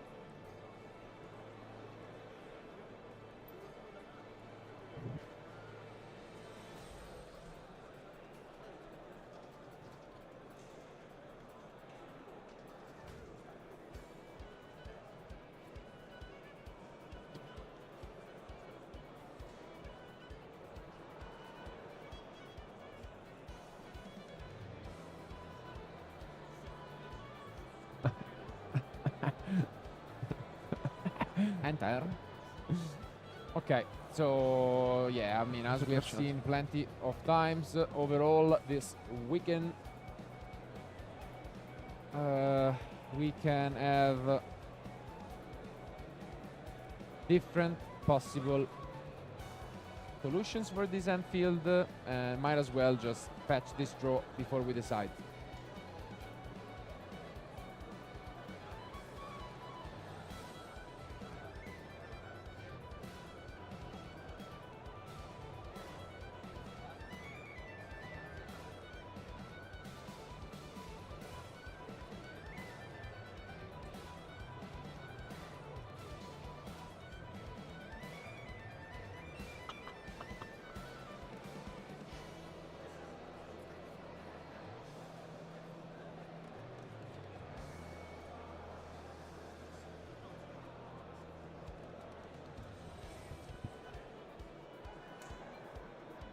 Calma.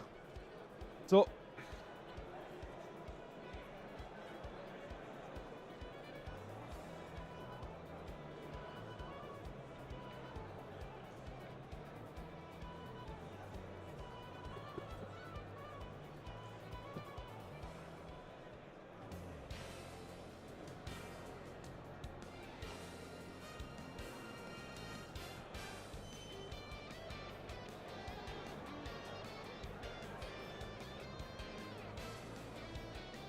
yeah, I mean, as you can see, very well execution by Mattia. He has done this plenty of times across these past few days.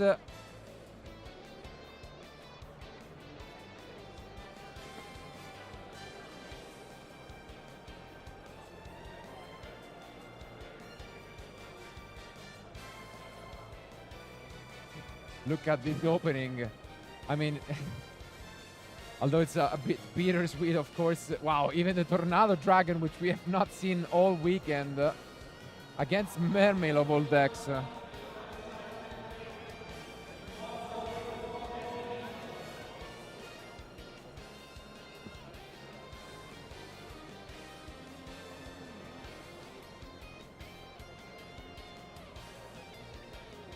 Well, Yeah.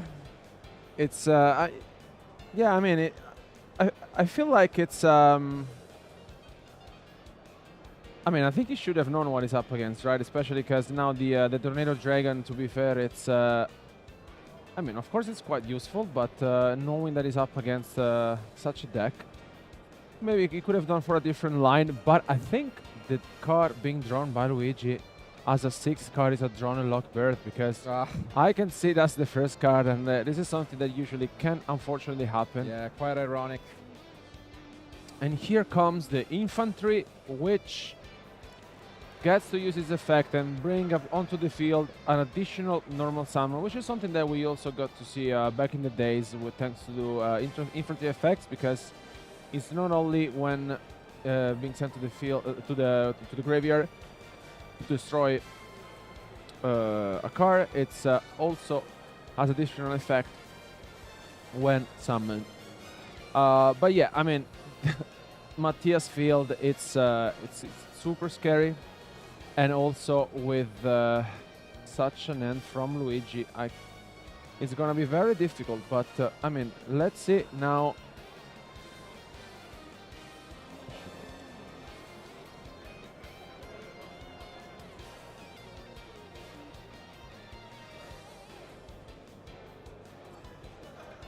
Yeah, let's see if he has anything to do.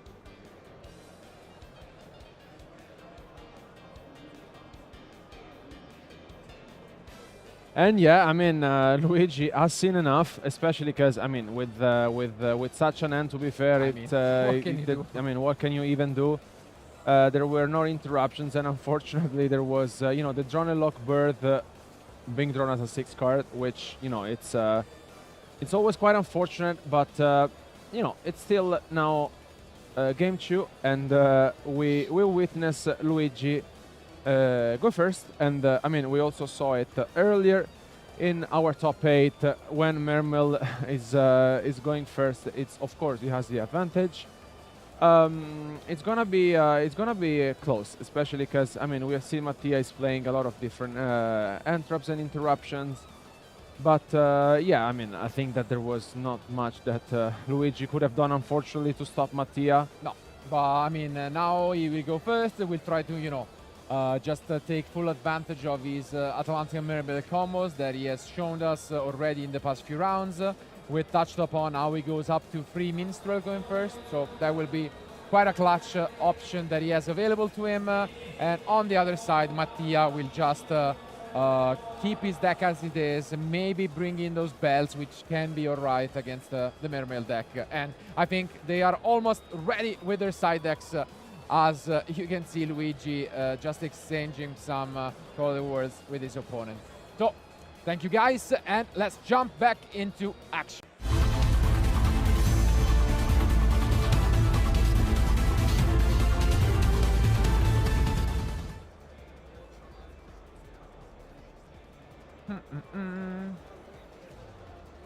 Let's see.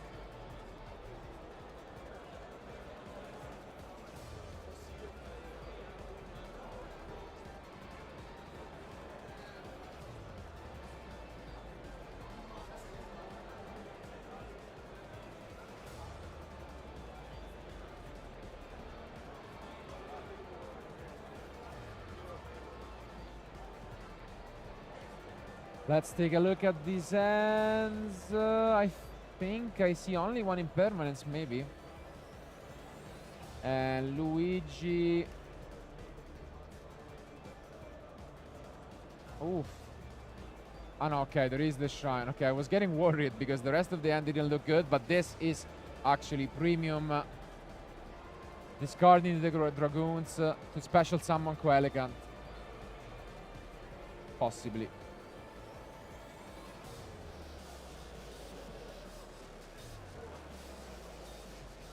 Yeah, there it is.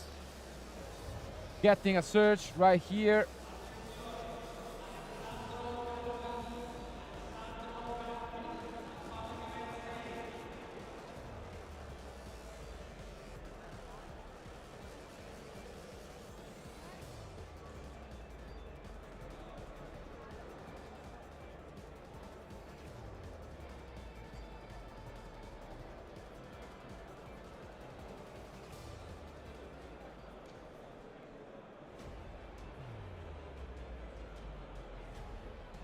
And interestingly enough, we are gonna summon the Neptabis before we attempt to use the Coelegant.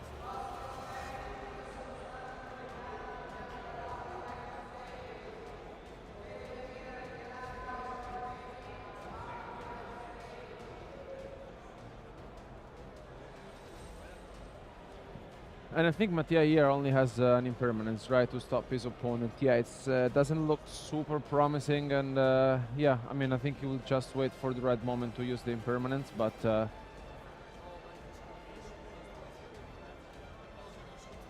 oof, but here comes the Minstrel, and yes, we are gonna chain the impermanence there, but then on resolution, we can search with the Mulling Glacier as we have 5 exact monsters. And yes, the bell is gonna be sent to the banishment as we are left with a couple of rituals and Call by the Grave. And yeah, there goes Mulling Glacier.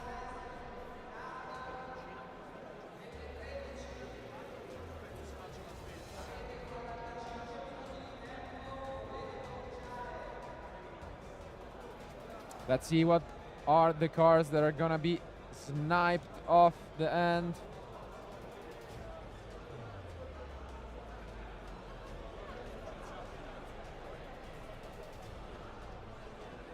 Wow, Abakiri and the Call by the Grave. Definitely the best among those. Seems like Hope is a bit slim, but the Coelegant is negated by impermanence. So we also need to find a way to keep on extending here. And it might not be the easiest. We have Ash in hand, which is great, actually. no, I mean, but from the way he's starting things off, it's quite going his direction, especially because Mattia now, I think, is just left with a ritual monster. And Doppio.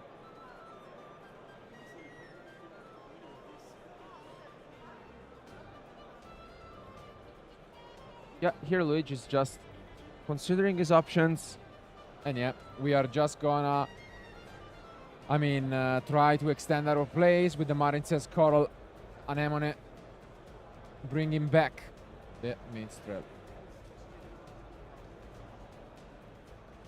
Not all that much. Yeah, both caught by the grave and this cross out sent to the graveyard.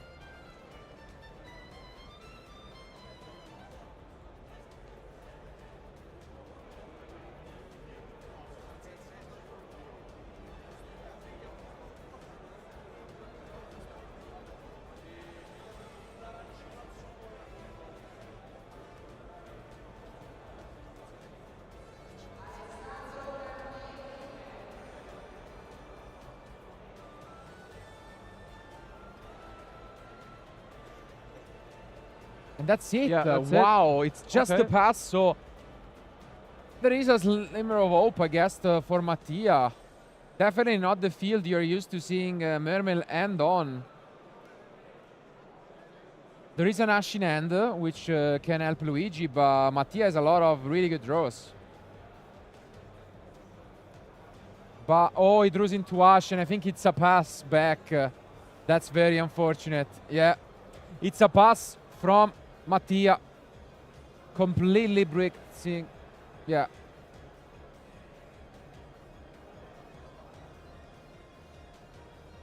Yeah, I mean, he's just sitting on a Gospel, an Ash Blossom, and a Ritual Monster. Yeah, not much that he can do. Yeah. And we get... is it an Neptabis? Wow, okay. Very different quality in terms of draws. And yes, Mattia has seen enough. Picks up his cards. It is one apiece. We're going to game 3. Yeah, I mean, it's. We've mentioned this earlier. When there's no interruption, Mermel is free to do whatever it feels like. And we also saw Luigi in the top 8 and how he pilots the deck. With such an end for Mattia, honestly, there was not much that he could have done. And yeah, it comes down to the game 3, I guess, to see who will be our 3rd place finisher for the national championship. Yes. Wanna win this one, not only for prizes, but for pride and bragging rights. Getting to the semi-final is no joke at all, and obviously you want to give your best chance here to have even that big difference. But as we've mentioned in the previous round, Mattia has those RP Feather Storm going first, has not drawn them yet, but they are there. At some point it's gonna happen. Yeah, I mean, it didn't happen before in the semi-final, and let's see if this is gonna be the right time for him to see these cards along with the castle line. Yeah, I mean, I think on the other side, just Luigi maybe will hopefully find for some Mulch armies in his deck to help him out, in this game 3. Yeah, I mean, our plays are ready, so I would say, without no further ado, let's jump into game 3.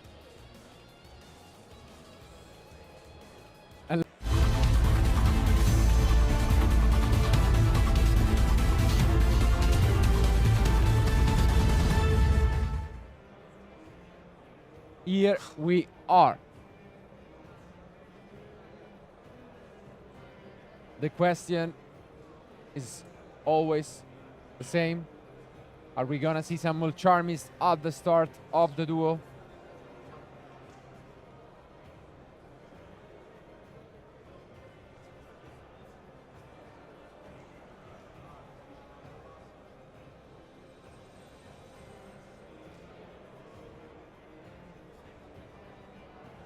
It has been overall a very quick match, only 18 minutes for the first 2 games. Let's see if the trend will continue.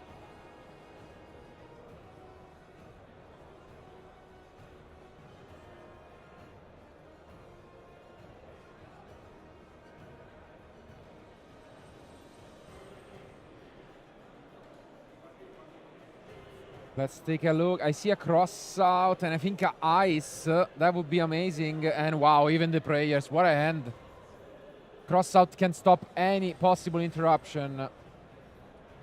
Mattia has drawn such a great hand. Yeah, I mean, no Feather Storm being drawn yet, but I mean, still, I think this is no hand to complain about because, you know, starting with the prayers and seems quite solid. So let's see if there will be anything from Luigi's side to try and stop Mattia. We now searching the Abakiri. And yeah, I think we will enter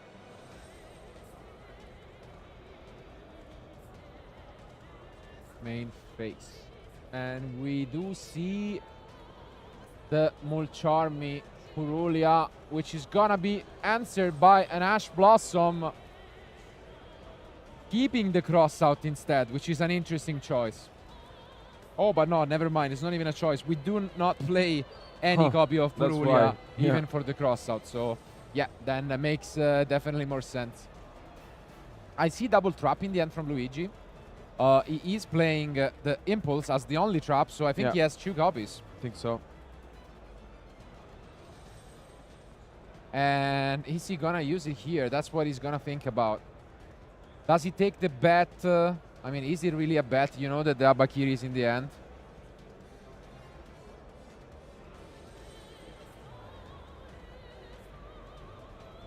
No, he allows it to resolve.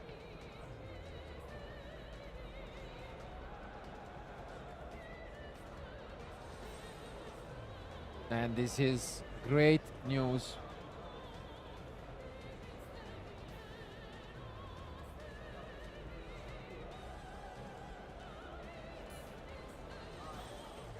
Yeah, doesn't seem that Luigi has any other interruption. Here comes also the X, so Mattia is free to even extend this further. Yeah, no, I'm pretty sure. Like, I'm sure that the impulse is there, but I guess he is trying to shut down the ritual side of things. Yeah. Maybe that's the plan.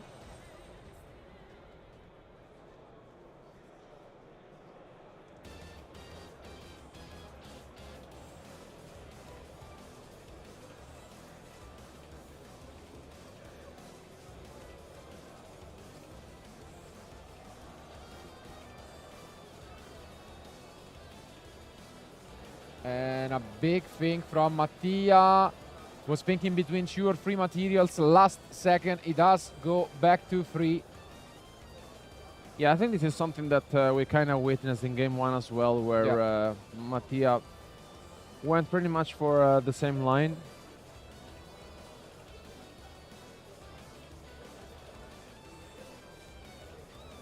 Takes the cross.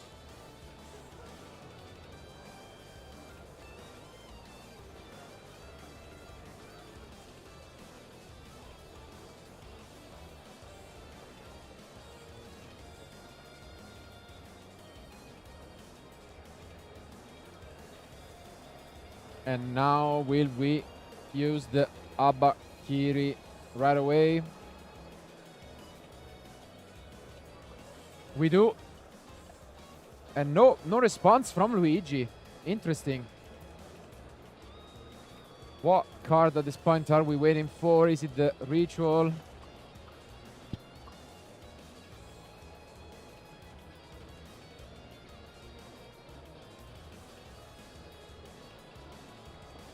I guess so. Yeah, we waited a long time for the impulse, and it's gonna be activated on the ritual.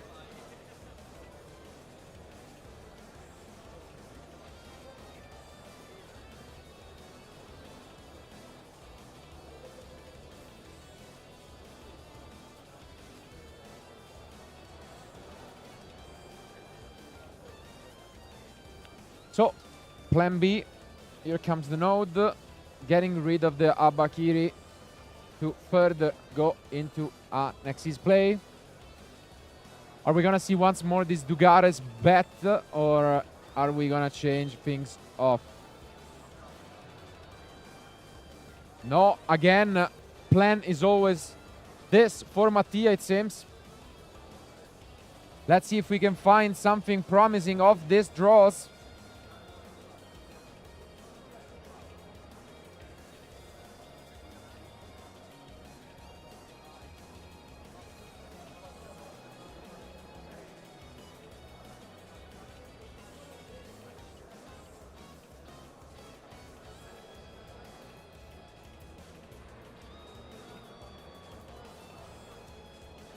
And it's going to be once more the Tachyon getting discarded.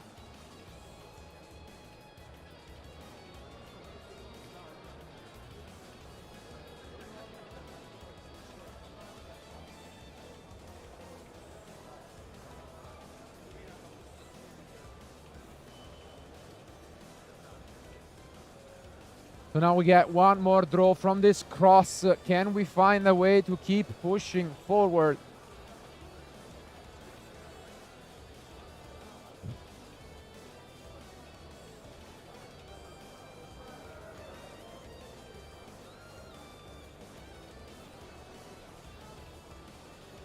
Yeah, I mean, this is pretty much what we saw in game one. Yeah. Like the cross, the duo drive, then the Dugares, and after it, another exquisite summon, which was in game one the Tornado Dragon. Now it becomes, yeah. And now the Detonator.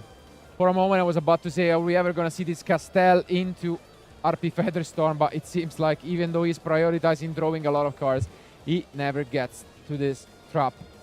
And he might as well be done here.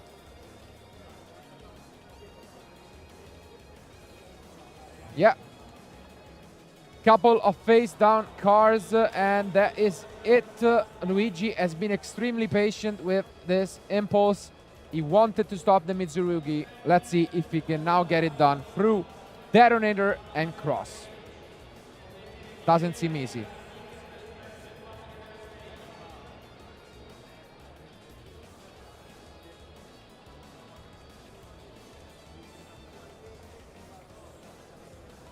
Yeah, because he has another impulse on Mulcharmy, and okay. Shrine and Dragoons like the last game. This is an interesting decision. We have a negate available with the cross. Do we have anything else? I think there was a cross out. Yeah. Which, I mean, he's not gonna really have targets for. But yeah, it seems like we are gonna use the cross on the Shrine. And then the Dragoons is gonna be activated. Most likely for an Heptabis if we don't have one.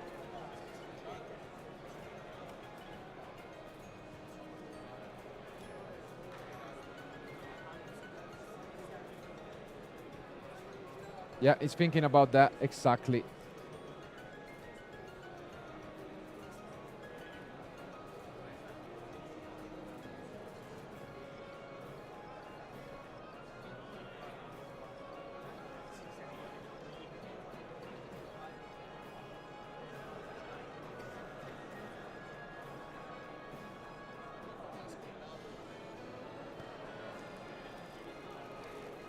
Big decision, could be the last one of the match, and it is the Neptabis. Yeah, which I think makes sense, because with the last two remaining cards in hand, they would have been yeah, the only option available for him. And it seems like, yeah, Mattia is gonna be okay with the effect.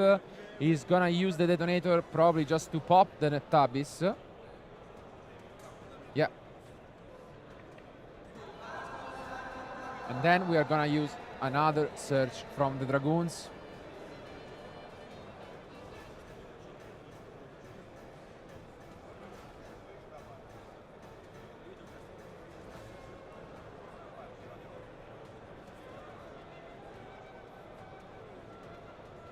Oh, is it really double impulse in hand? So he opened triple? Because it looked like another trap card. And that's the only one he plays. Did he really open triple impulse? Oh, I think he has one. Only one? Yeah, and Mulcharmy. It's like one Mulcharmy for sure, but he has two more cards then. One for sure is an impulse. It might be triple.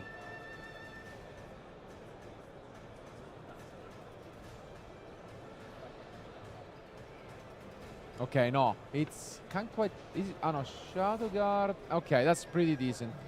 So it's gonna be the Poseidra discarding the Shadow Guard, and now we are gonna have a huge attempt at this.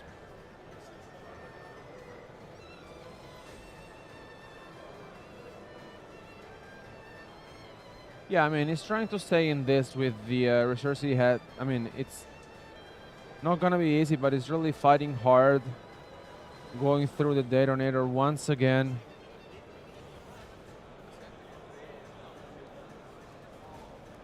And yeah, detonator is finally removed, but it did cause some damage.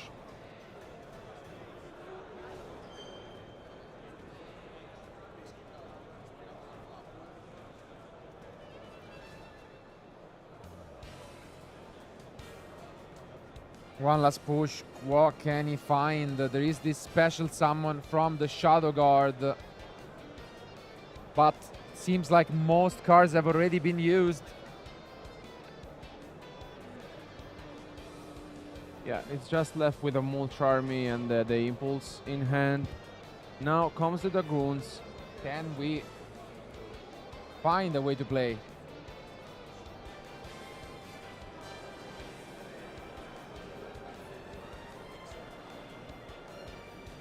This could be all over if Luigi doesn't find a way.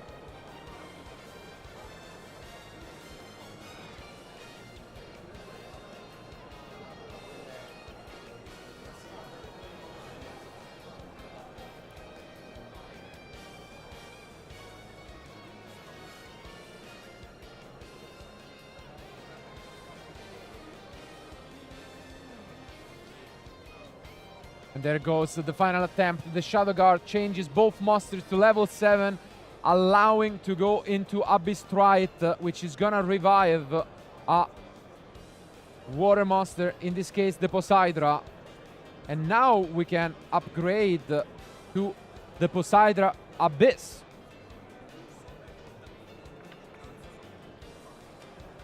And honestly, I'm impressed because basically Luigi's just, you know, doing his best with the few cards he had left in hand. Really, and, really good effort.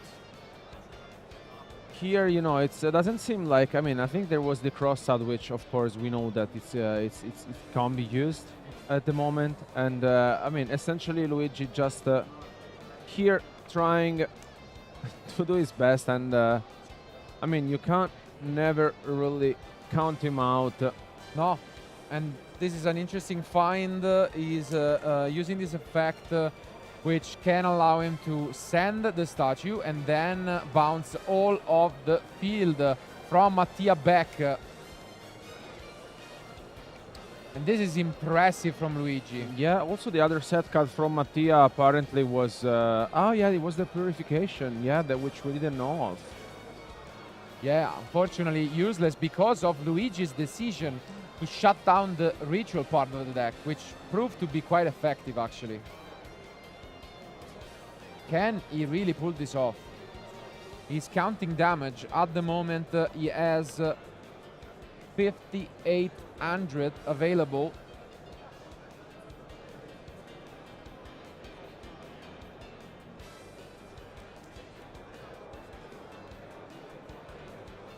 And yeah, you can tell it's just, you know, thinking about it, doing some maths.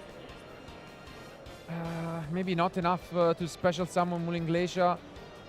Therefore, yes, I think we are just gonna change plan. We have infantry, and it should still be the impulse in hand. So maybe we can actually win the old-fashioned way, which is incredible. Wow. And yeah, it's gonna be 5,800 damage. What an effort. And we could even bring back the statue if you want, which might be what we are gonna go for.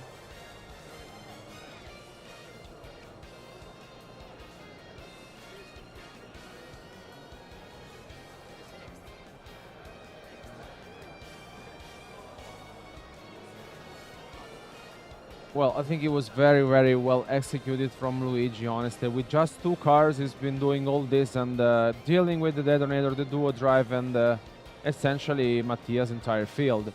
Because, of course, we knew about the cross-out designator, but down also, he also got rid of the cross. This is amazing. Yeah, very, very well played by Luigi. I mean, what an execution. I mean, I don't know whichever will be the final result of this match. I'm impressed. I'm incredibly impressed because just with 2 cards, this is what Luigi was able to achieve. And look at this field. Yeah. push damage, clear the entire field, set up a statue. Like, this is beautiful Yu-Gi-Oh! Being played, and we still have the impulse in hand with a trap in the graveyard.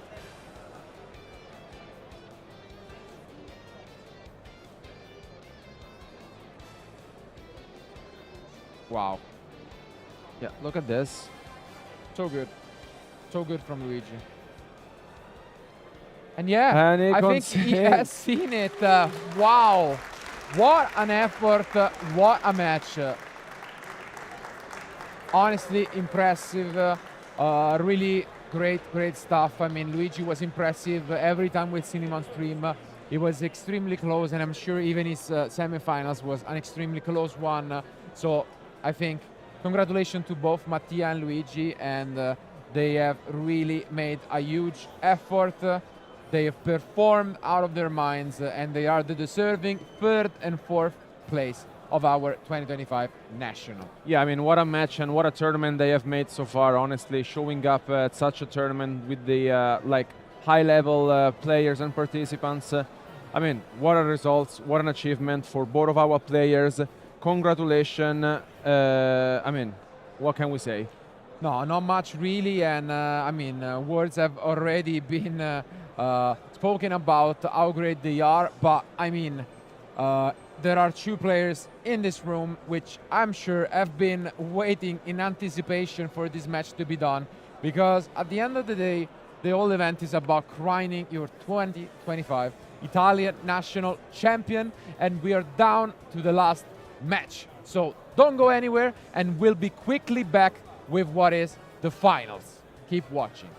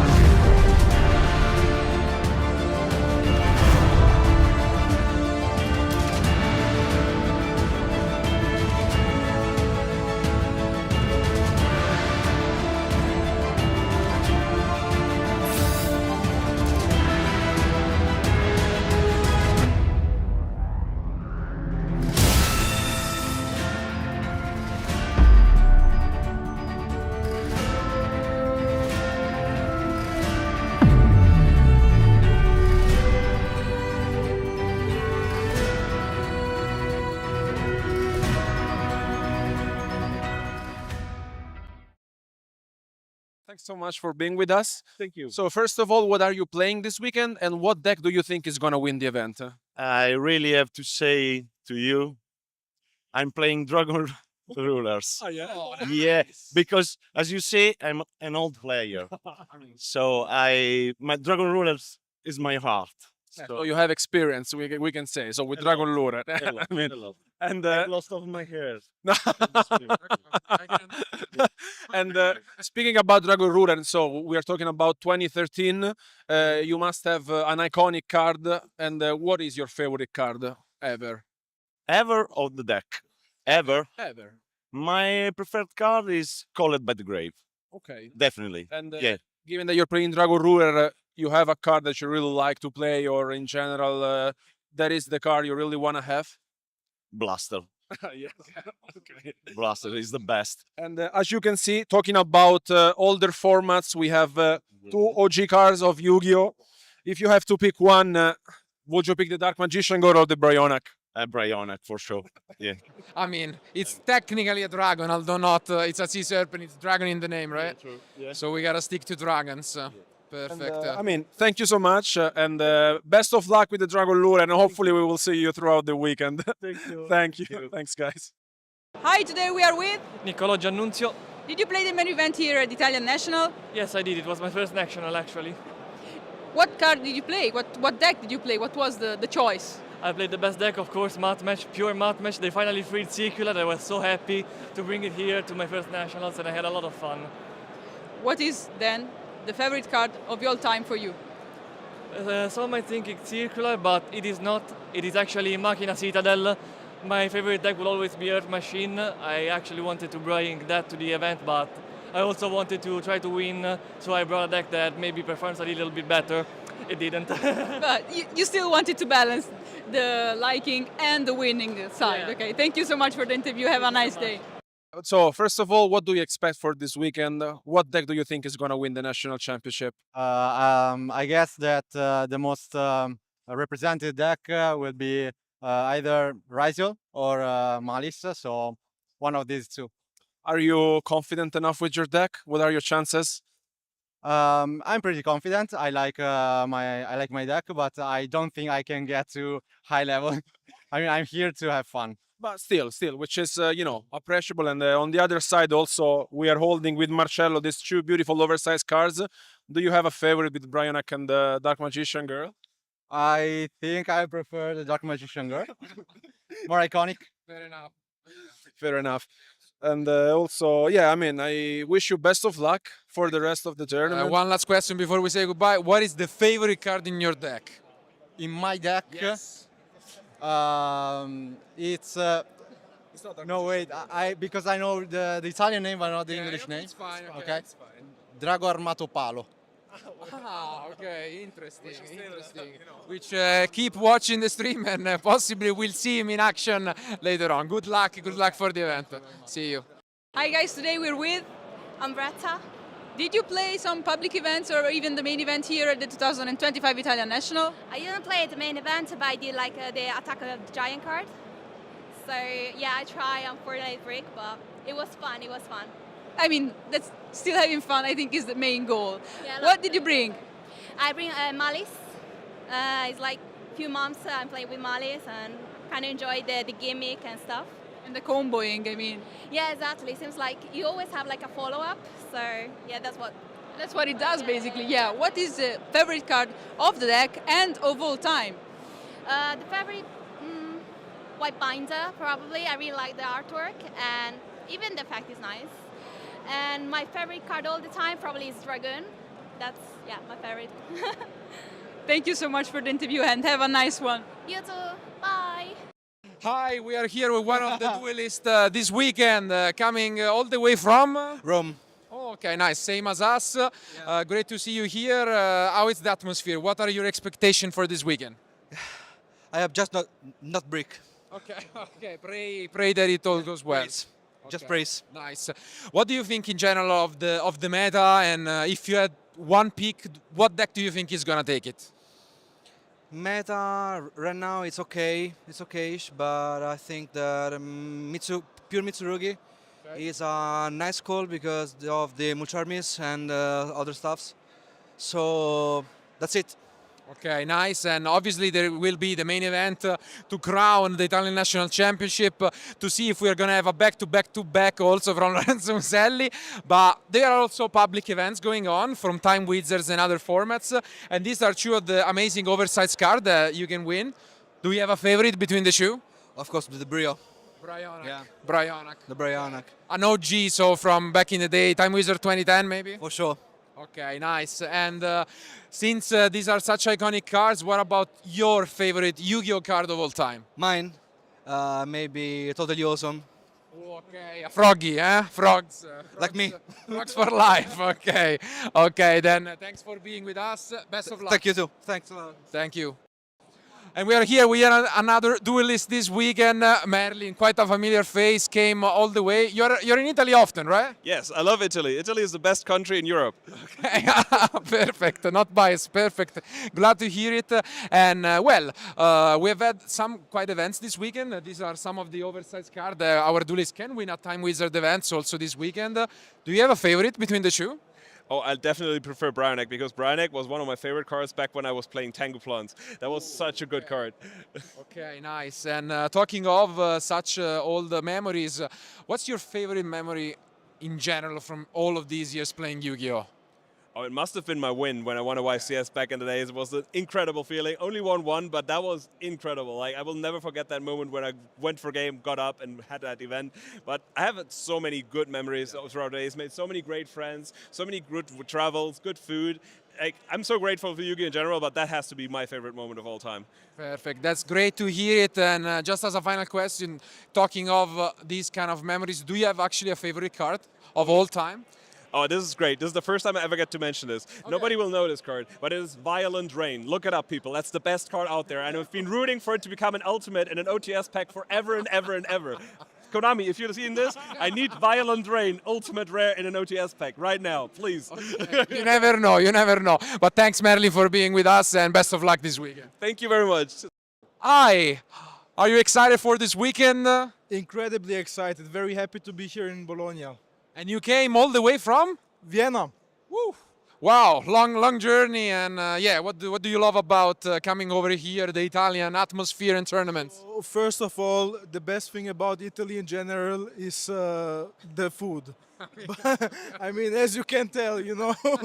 But I mean, the community is incredible. I love coming here. I love seeing the people, and I just enjoy the game in general, here especially. Nice, beautiful to hear. And here with us, we have some of these oversized cards you can all win this weekend in public events. Are you team Dark Magician Girl or team Brionac, the Dragon of the Ice Barrier? I mean, absolutely team Brionac. Okay. One of the most iconic cards, right?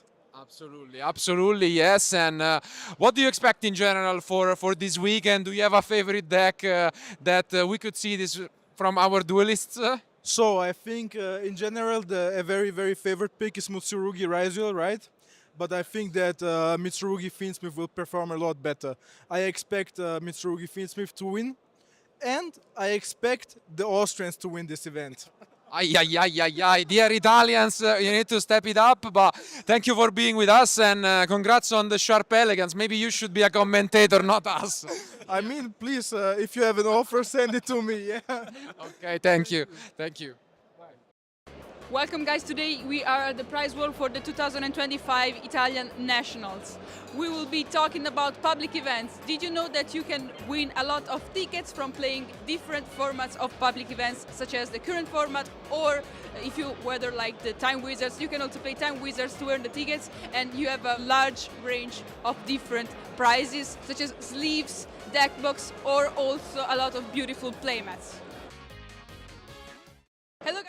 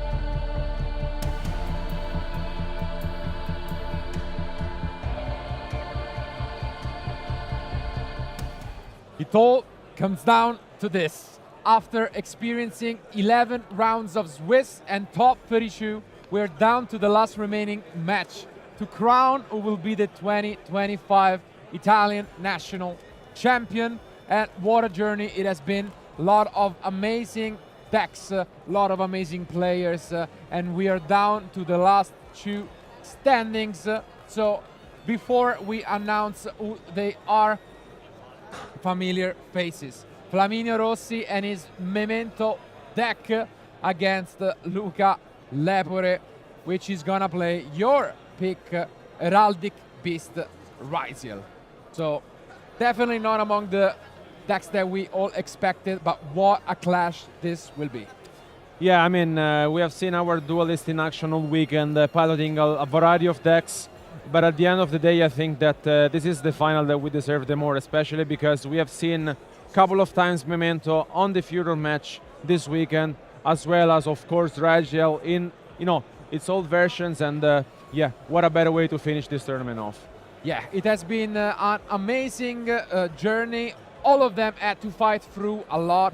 In this top 32, we had two former Italian national champions, Lorenzo Muselli, the current back-to-back champion who was trying to get a third title in a row, as long as, a variety of different players with a lot of great accomplishment. But in just a few minutes, we will have a new champion, and we still don't know who it is going to be. So feel free to support them, both if you're watching this live in Bologna or from home, because we're about to witness history. We're about to witness just one of these amazing matches. But before we do that, let's take a look again at what happened and start things off from what was the top 32 breakdown of the event. What decks were there after the Swiss rounds. So let's bring up the decks. And standing at the top, it was Mitsurugi Ryziel in the event, but then it was Malice, and surprisingly, no Malice was left in the top 8. And as you can see, both decks were only played by 2 people in the top 32. Doesn't mean that they're not strong. Yeah, I mean, not at all. And we talked about this before. There were also another Memento player who lost actually to Flaminio in the top 16. And I think it's fair that we got to see such a matchup, 2 amazing duelists competing for the title of the Italian national champion. And our duelists are ready, and we all are. So I would say, without no further ado, let's go to the final.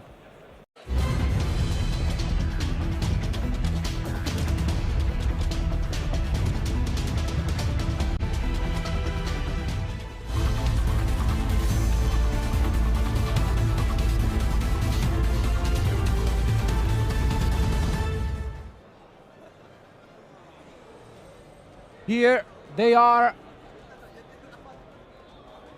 The final may begin, and we are gonna start things off from Flaminio and his Memento deck, and we see the Ash Blossom to stop it, but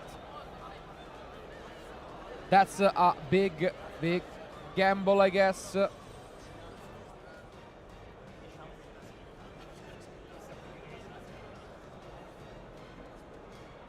And we can see, as we have been used to, Flaminio just playing very, very fast. But it seems as if his opponent has done the homework. He kept the Ash Blossom for the card that matters the most. Is it going to be enough, is the question. Yeah, I mean, we have seen also, Gianni Barone playing this specific deck. We've seen other duelists this weekend piloting the Rising Heraldic Beast, and there are of course other type of interactions in Luca's deck. We just really need to see if that will be the case for this time around, but it looks as if there's no answers yet. Is allowing Flaminio to continue, and one already mentioned, it's the Creation King. One of the best card of the deck, of course. it's yeah, I mean, it's Lucas just playing 3 copies of Fugalos in his main deck alongside all the other different hand traps, but there's a nice addition which we haven't seen so often this weekend, which is the Nibiru. So this is something that may come up during this matchup, but for now, Flaminio is just showing us and showcasing the power of his Memento deck. I mean, yeah, it's not surprising anymore that this deck made it to the finals. It has been performing exceptionally well and has already quite a few titles.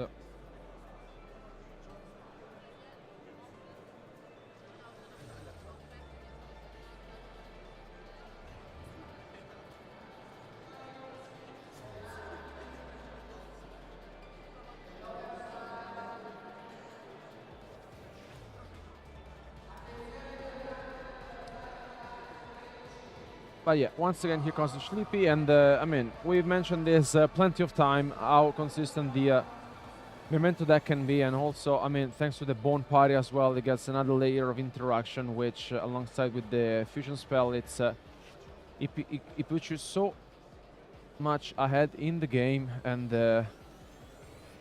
yeah, it's going quite smoothly for Flaminio at the moment, because Luca is allowing his opponent to resolve his effects.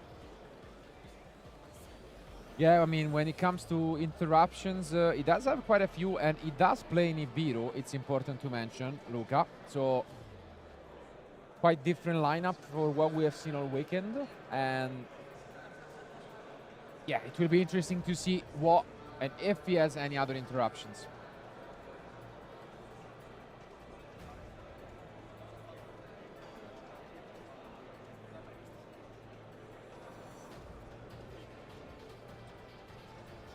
And yeah, here is going to add, of course, the combined creation.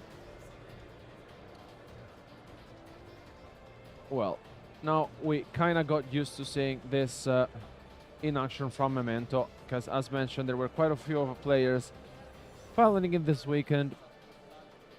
And yeah, it all comes down to how much prepared you are to face this type of deck. But yeah, I mean, unfortunately for Luca, it seems as if there was only the Ash Blossom from his side, which doesn't seem like it, but Flaminio is still continuing to combo off. Yeah, impressive stuff as anytime he has been here on stream, and we have now set up the combined creation that we can just bring back whenever we feel like it. So it's looking quite good.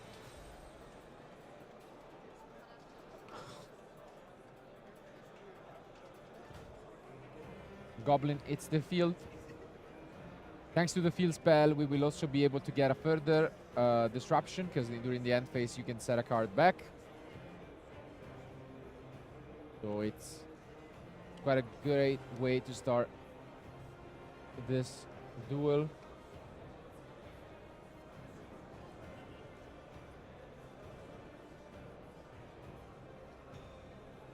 Both are quite focused. There is a lot on the line, not only the title and trophy, but the VIP status at the European Championship in Berlin, as well as an ultra rare copy of the prize card. So that's a big difference. Yeah, that is gonna be very nice, and especially, you know, for our duelists competing. Here, I mean, we saw this coming quite a few times this weekend when there was a Memento playing on stream. Then one of our duelists was just, you know, sitting there watching how the Memento deck works. And again, we are able to start things off with the Herald, which means we have a further line of disruption by negating a spell and trap from our opponent. So yeah, this is one of the best openings that the deck can have. We are gonna set a face down in the end. We get back the Bone Party with the field spell, and it's all down to Luca now. Can he find any answer for this field?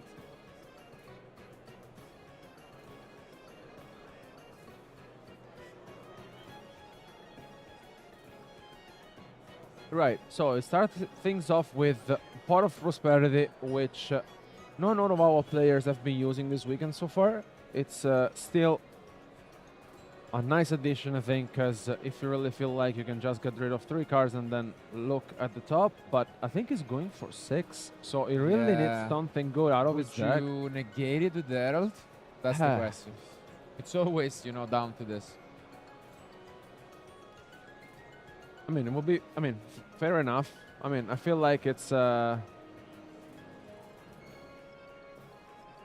because like if you're going for pot banishing 6, it really means that you're really digging for, you know, something helpful. Let's see if Flaminio allows it, but nope, he's going to negate it, and I think it makes sense. I mean, fair enough.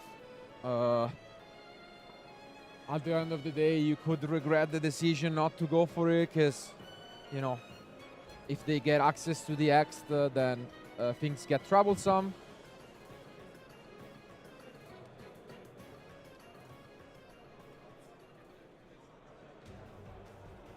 And yeah, I think he attempted to use the combine, but that's not quite how it works. So Luca will continue his turn. And does so with the Tachyon. 7 Tachyon, allowing to access the X.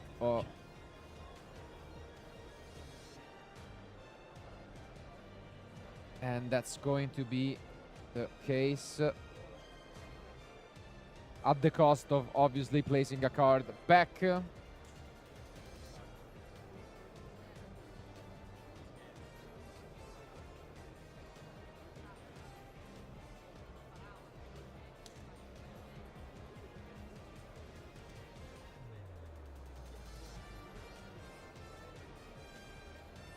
Yeah, it's just taking his time before making the next move, but yes. Okay, went for it. And now we can bring back the Creation King thanks to the combined creation. But here comes the X, and here comes again the key card in the deck, since we are playing the Heraldic Beast version, allowing us to send 2 Heraldic Beasts from deck to graveyard.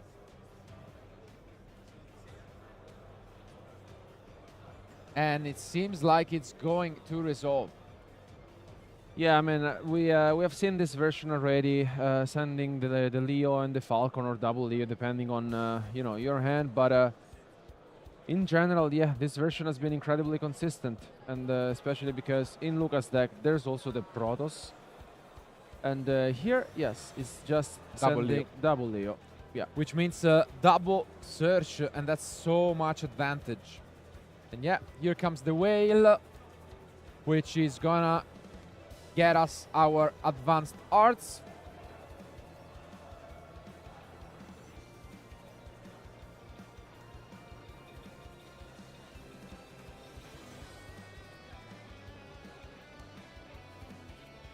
And yeah, I think it's all good.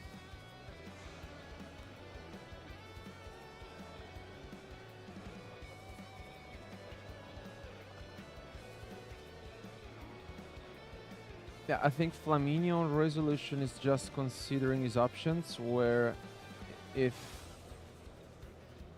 to do anything,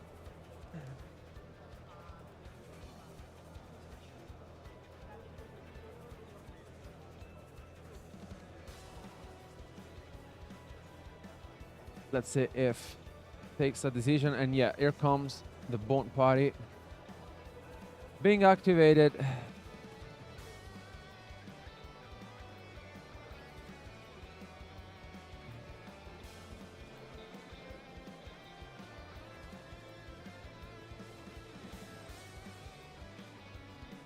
Yeah, there's no other interruption from Luca. It's just Flaminio here continuing and just put some other pressure, activating now the field spell. Activated the other piece, getting back.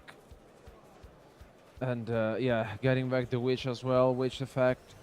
Yeah, I mean, in here also I think he can also go for a fusion summon if he feels like it's just taking some time to understand whether or not he wants to go for it. I mean, yeah, both decks are extremely good at, you know, grinding, getting resources, but the main difference is you're never gonna have just a lockdown from Flaminio, while the deck of Luca allows such a win condition thanks to Protoss. So that's the main difference.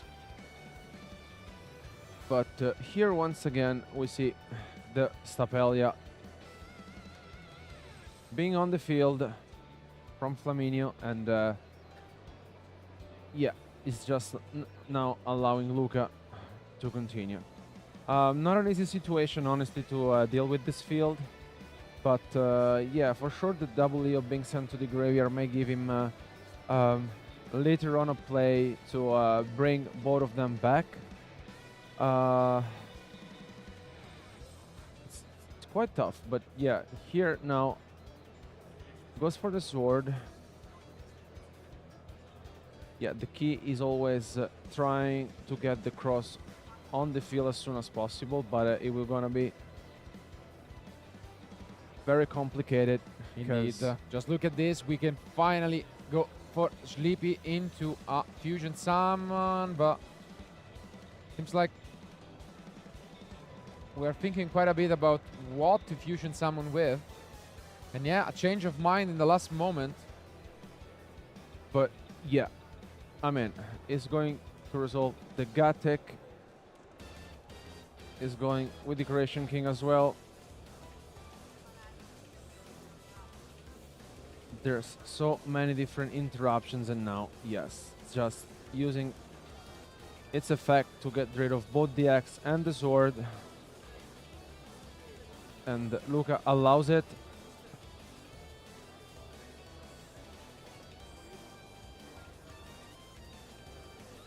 Gonna be very, very complicated now, because basically Flaminio was able to navigate through the first Raziel cards of Luca, and his field is quite promising, especially because you know, there's the Drago Stabilia, there's the combined creation. It's it seems to have all the possible answers he was looking for. Yeah, I mean, the deck can do a lot, even though it's not the most streamlined strategy. And if you're patient enough and know when to hold on, that can be promising. But here come some of the cards that make this deck and this version so strong. Essentially bringing back 2 Heraldic Beasts and then making an SDs with them.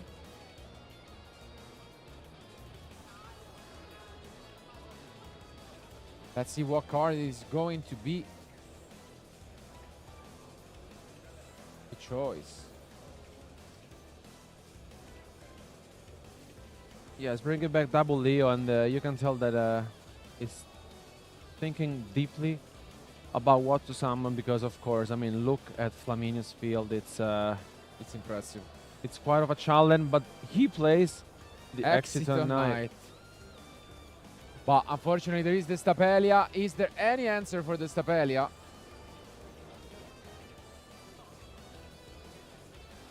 Big think, and no, there is not. But we then proceed to summon High's Raziel.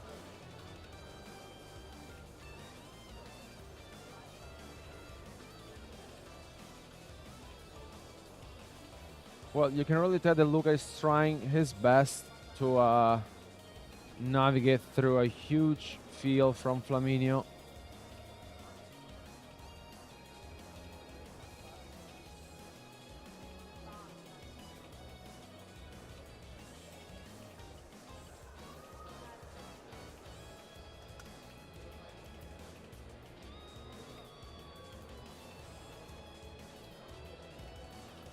And yeah, here comes the node as well. But yeah, once again, Flaminio has the answer and take control of it. Is it going to be checkmate? Do we have more from Luca?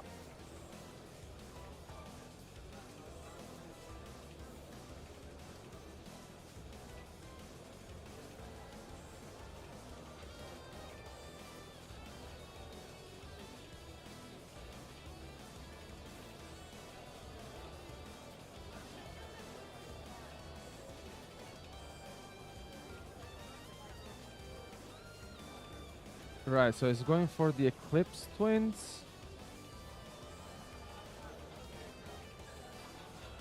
Well, he's really giving his best.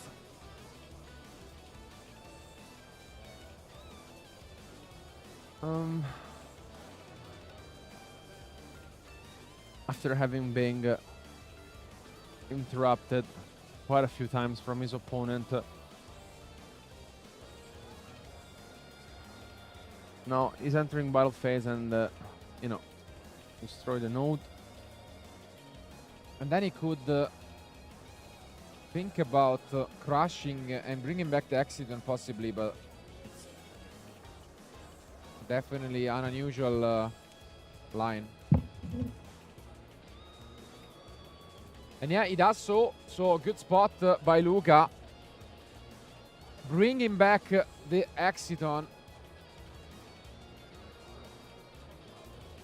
Wow. This way in main phase Shu is gonna be able to use the effect again to clear the field. And what a play from Luca.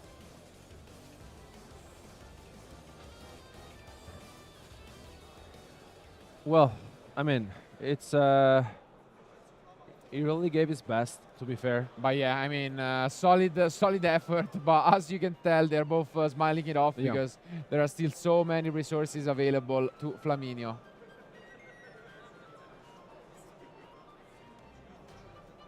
Calma.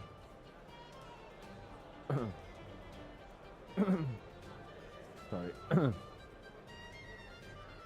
Yeah, I mean, I think after having seen Luca playing, yeah, I mean, it's game one goes to Flaminio.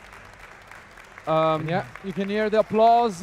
Amazing effort by Luca to try and fight back in this one, but overall the opening was just absurd. Only an Ash Blossom was not nearly enough to stop Flaminio, and he is only one game away from becoming a national champion. I mean, yeah, what we already mentioned a lot of times this weekend is how difficult it is to play against Memento. Because not only he has access to a lot of variety of interruptions during his own turn, but when your opponent is playing, not only through your spell that fusion summons from the extra deck, and then you have the interruption from the Bone Party, and then you have the Creation King. There are so many different interruptions, plus the hand traps. So it's very complicated, and I have to say that Luca quite convinced me, and it's just, I mean, it was just too much, I have to say. It was just a bit short, and I'm sure he will give it his best one more time. There is a Ryzel deck with those RP Feather Storm in the side deck for going first. I'm sure those will bring some movement in this match, but outside of that, I mean, the Heraldic Beast deck, we have seen what it's capable of. The Protoss is still there, the threat is still there. The question will be, are we going to see the Lancia brought in by Flaminio to prevent that Protoss? I mean, it's I think it's fair enough, you know, it's you really want to prevent the Protoss from being summoned, and also, you know, there's the whale that needs to be banished, so of course it's not optimal, but it's good. So it's I mean, at the end of the day, like, if you think that engine to engine, the Memento deck can just beat Ryzel, you can bite the bullet and use a subpar Lancia just to be sure that you can get to play the game, and then you should be good. So maybe that will be the case, but I'm sure Flaminio is more experienced than all of us in this matchup, and he will try his best to just clutch a two of victory. Regardless, this is an amazing matchup between two amazing players that have become the two best players in Italy at the moment in terms of form. So without further ado, let's go back to the game. Let's go to game 2.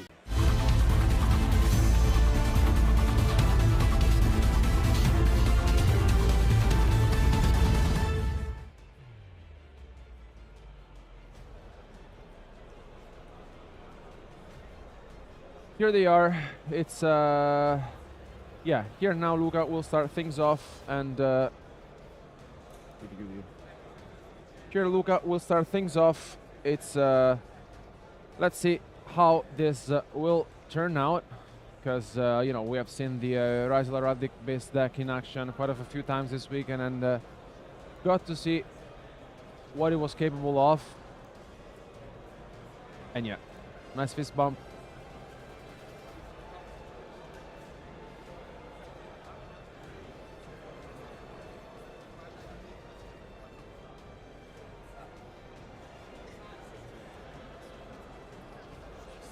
And we start things off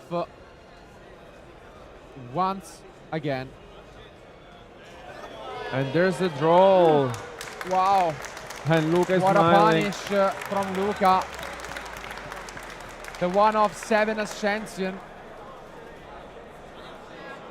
Do Well, we have a way to play the game? It hurts so much. Well, I mean, we have seen tank and cast being played and sometimes maximized. Here comes the node and the sword, but rough one. This draw hurts so much. I mean, Drone and Lockbird for sure, one of the best cards of the weekend, I would Absolutely. say. And is this going to be just the detonator? What can you even do here? Baguska? I don't know. Like, yeah, I mean, options are a bit interesting. Yeah, and basically Baguska. Yeah, makes sense. And that's a pass. Do we have Droplet to just seal the game immediately?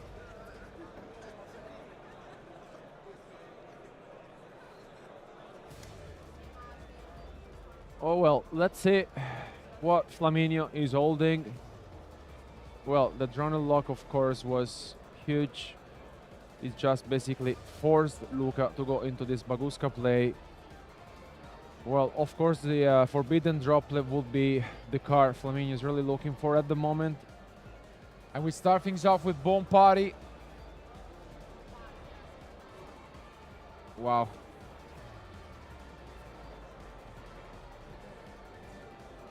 Gonna get to the witch.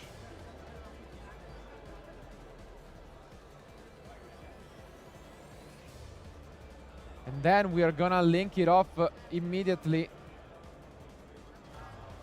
And this allows us to go into SP. Immediately playing it out. Wow, look at the speed.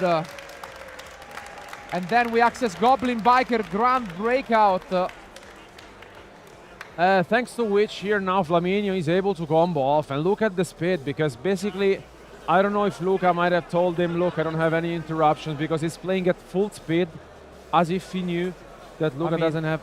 He knows one of the cards, the 2 remainings are unknown, and wow.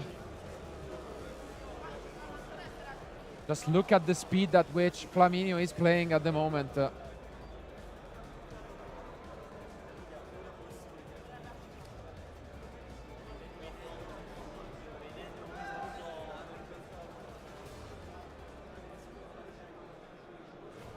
Close one. Let's just see if really Luca can find anything out of his pocket. Suddenly slowing down a lot. Maybe the excitement was getting to Flaminio. Realizes that he needs to think through his plays a bit more. Yeah, I mean, the game is still far from over. As mentioned, it also depends on what Luca is holding in his hand. And yeah, once again here we're witnessing what Memento deck does at its best.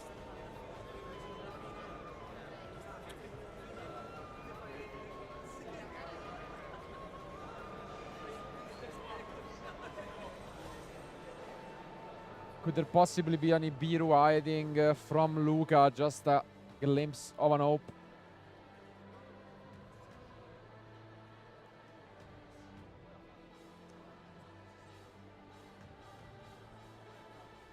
If not,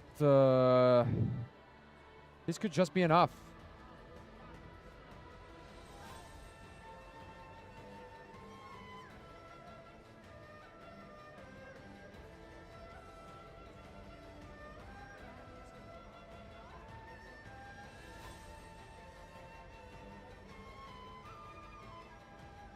Well, I think maybe here Flaminio just answers his opponent if there was any response, but there's none, and I think here he got the bone party.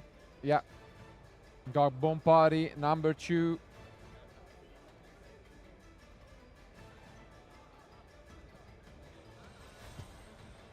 And now we can bring back from the graveyard the Akiron. As long as we can get enough to just summon the Combined Creation back, this represents 8,000 damage.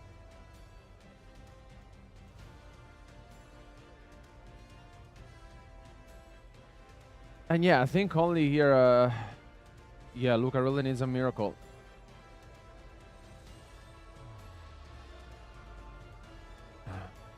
Well, he has used SP this turn, so we have to keep that in mind, that going for a game is not a possibility right now.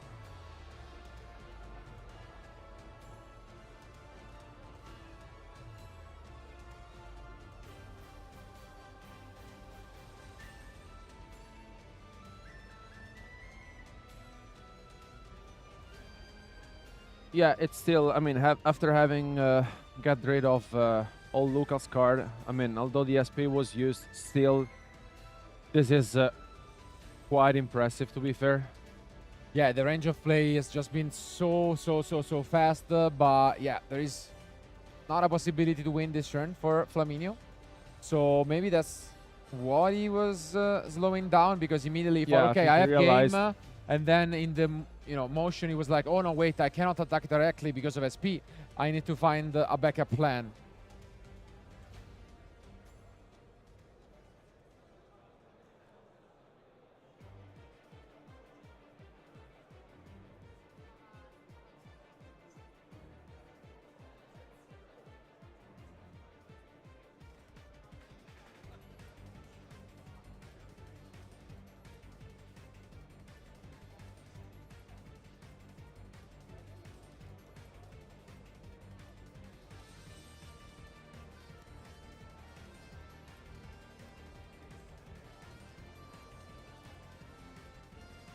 I mean, very interesting turn of events at the moment. He knows that there is the Tachyon in hand. So there is the possibility to go search for a next.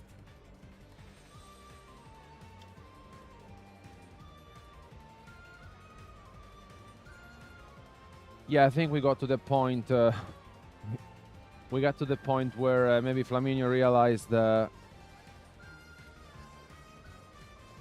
the SP was there, and indeed is just reconsidering.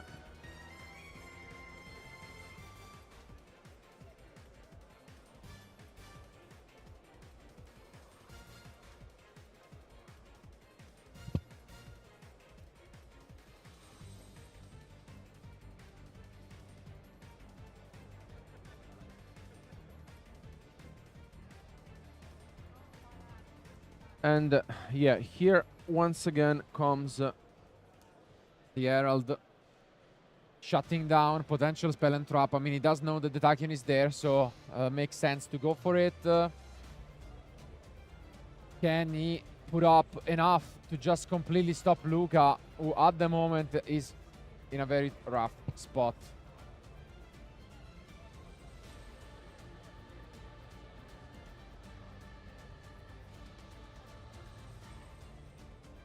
And yeah, there goes a face down.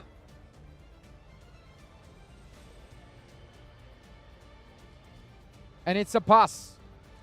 Can Luca find a solution to this puzzle?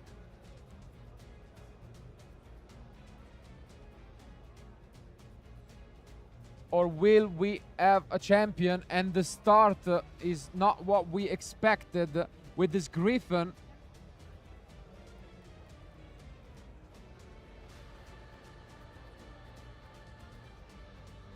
Yeah, and you can also tell that Flaminio is just having a look at it because he really wants to make sure.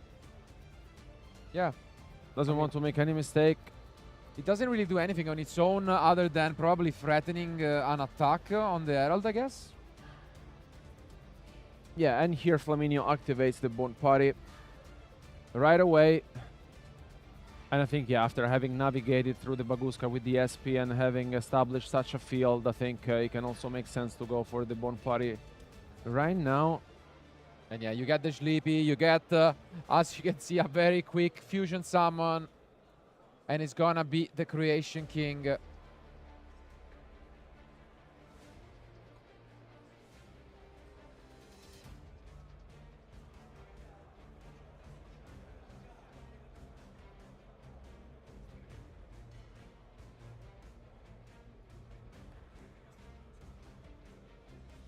And yeah, here takes back the Witch once again. And yeah, the And yeah, Creation Kings prevents get used. the Herald for being destroyed. And now in Memphis Shoe, we can negate the And Herald, that's and that is it! Wow. What an ending. What a deserving champion. Flaminio takes the national championship with Memento of all decks. A deck that has been on fire as of lately, winning events all over the world. And wow, what a final did we just witnessed. A lot of kudos to the opponent, Luca, who really tried his best, but feels like he doesn't really have anything to, you know, complain or take away from his plays. Game one was completely brutal, staring down a field that, you know, not many decks can break apart. And in game two, that was a draw. I mean, that no, draw. I think he can't blame himself, especially because like there was nothing that he could have done. I think congratulations through like for the finals, because Yeah. also let's I mean- remember that he beat Lorenzo Muselli, Yeah. the ex-national champion now we can say. Yeah. But congratulations of a second phase finishing here at the national championship. Yeah, honestly, what a performance it has been, and what a tournament it has been overall, guys. Like, if you missed any of the content, make sure to go back and watch either on YouTube or Twitch, because we've had an amazing weekend with 11 rounds of Swiss and top 32, a lot of action, a lot of incredible Yu-Gi-Oh! Being played, a lot of different decks. And in the end, Alberto, you couldn't beat the curse. Oh, you're right. No, I didn't even You were think really about close it. about finally predicting the deck. This You're right. close, but no. We actually, I just remember about it. That's the reason why Luca unfortunately couldn't make it. I'm sorry. I was almost there as well. I mean, this close. I Yeah, mean, one day it's gonna happen, but no, I think regardless, it has been an amazing event, one from which we will all take great inspiration moving forward, because as a reminder, Yu-Gi-Oh! Never stops, and next weekend already we have more national championships. I think both Germany and UK are happening at the same time, so it's gonna be a very exciting weekend, all leading up, of course, to the European Championship in Berlin, where, I mean, we are gonna have our new champion Flaminio with his VIP status there, trying to qualify for the World Championship in Paris, for which we are all excited about. But before we do that, we have to, of course, give the deserving prizes to the champion and keep him for a moment of glory. So don't go anywhere. Thank you a lot for being with us through the entire weekend. But soon we'll be back with the prize ceremony.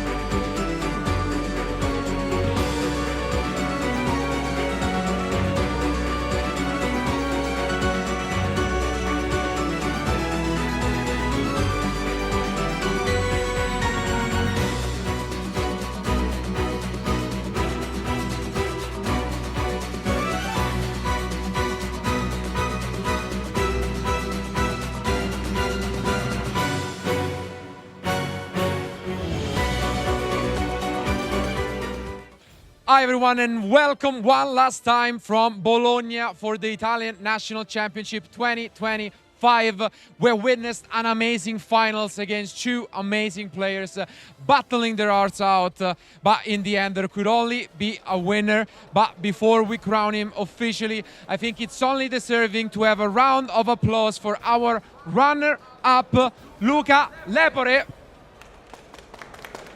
Bravissimo. Bravissimo, deserving, and as we did in his interview, I'm gonna just have a few words in Italian and then I'm gonna translate for you guys. Bravo, davvero. Purtroppo ti posso dire che so cosa si prova, perché mi è capitato anche a me di perdere una finale, però hai fatto veramente, devi essere fiero di te stesso.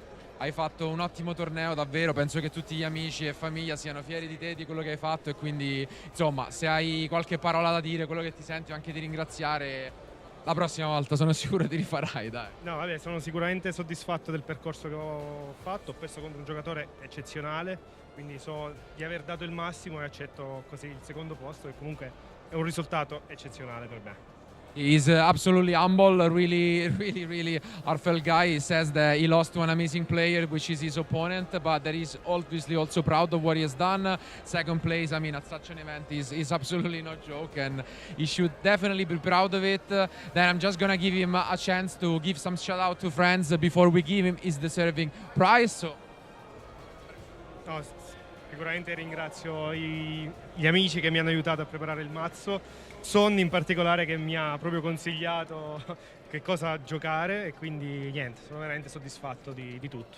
Nice. So it was a warm shout out in Italian, of course, especially to Sonny, which I also know. Great guy. So yeah, I think it's deserving that you receive your copy of Another Verse Solaria. There you go. This is alongside, of course, you will get your own trophy and the other amazing prizes. Again, thank you a lot, Luca. And next time, hopefully, we'll see you again on this stage that you deserve. So, great. And now, guys, of course, after going through 11 rounds of Swiss, from which, by the way, we have not mentioned yet, it was standing on top, and very rarely you see that the guy who wins technically the Swiss round, he was the first seed, manages to win the entire event, and with a deck that not many would have predicted it in Memento. Give it up for your 2025 Italian national champion, Flaminio Rossi. Congratulations, man. What a run it was. Really, you should be proud of yourself, and from bringing, proud to a deck that has been receiving a lot of success. What do you feel? This is the best deck. I'm feeling pretty excited. I mean, I cannot believe this. And you played your hearts out. Great finals, I would say. Especially in game one, you set up such a field that was almost impossible to come back from. What went behind bringing this deck? What was the decision that you were like, okay, now this is the deck that I want to bring to the Italian national? So first of all, I'm pretty confident with the deck because I also played in West Bologna, which I got in place. And I think that also this deck doesn't lose to like Mulcharmis or Droll or Lancia, which Malice or Raziol loses to them. So this was a safe choice, because if I win the roll, then I basically 90% of the times I win the match. And if I lose the roll, I play a lot of Charmies in the main deck, Super Poly, so I can win by also playing two boards. For example, against Raziol, you can actually play 2 interruptions. And I mean, you showed us all why people should pick up the deck, give it a try. It does look a bit complicated to pilot. Yeah, it's a bit difficult.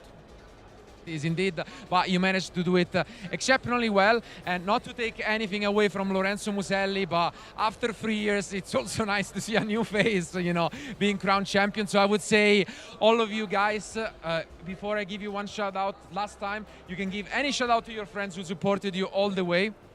I will for sure shout out to all my friends of Arezzo, my town, and in particular Matteo Giugni and Michael Caposciutti. Nice, strong words. And now, finally, you get to receive your own ultra rare copy of Another Verse Solaria. So there goes your prize. No, stay. You get to get your prizes, actually. Yeah, you are a proud Italian national champion. And what a way to end the event. Let's give it up for your new Italian national champion, Flaminio Rossi. Thank you again for being with us. You've also earned a great way of being a VIP status at the European Championship later on in Berlin. So thank you a lot for being with us.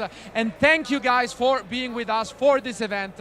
What an amazing run it has been. 2 amazing days of Yu-Gi-Oh! But again, as I've already mentioned, Yu-Gi-Oh! Never stops. So make sure to tune in on these same channels next week for more exciting national championships. Thanks a lot for watching and keep on playing this amazing game.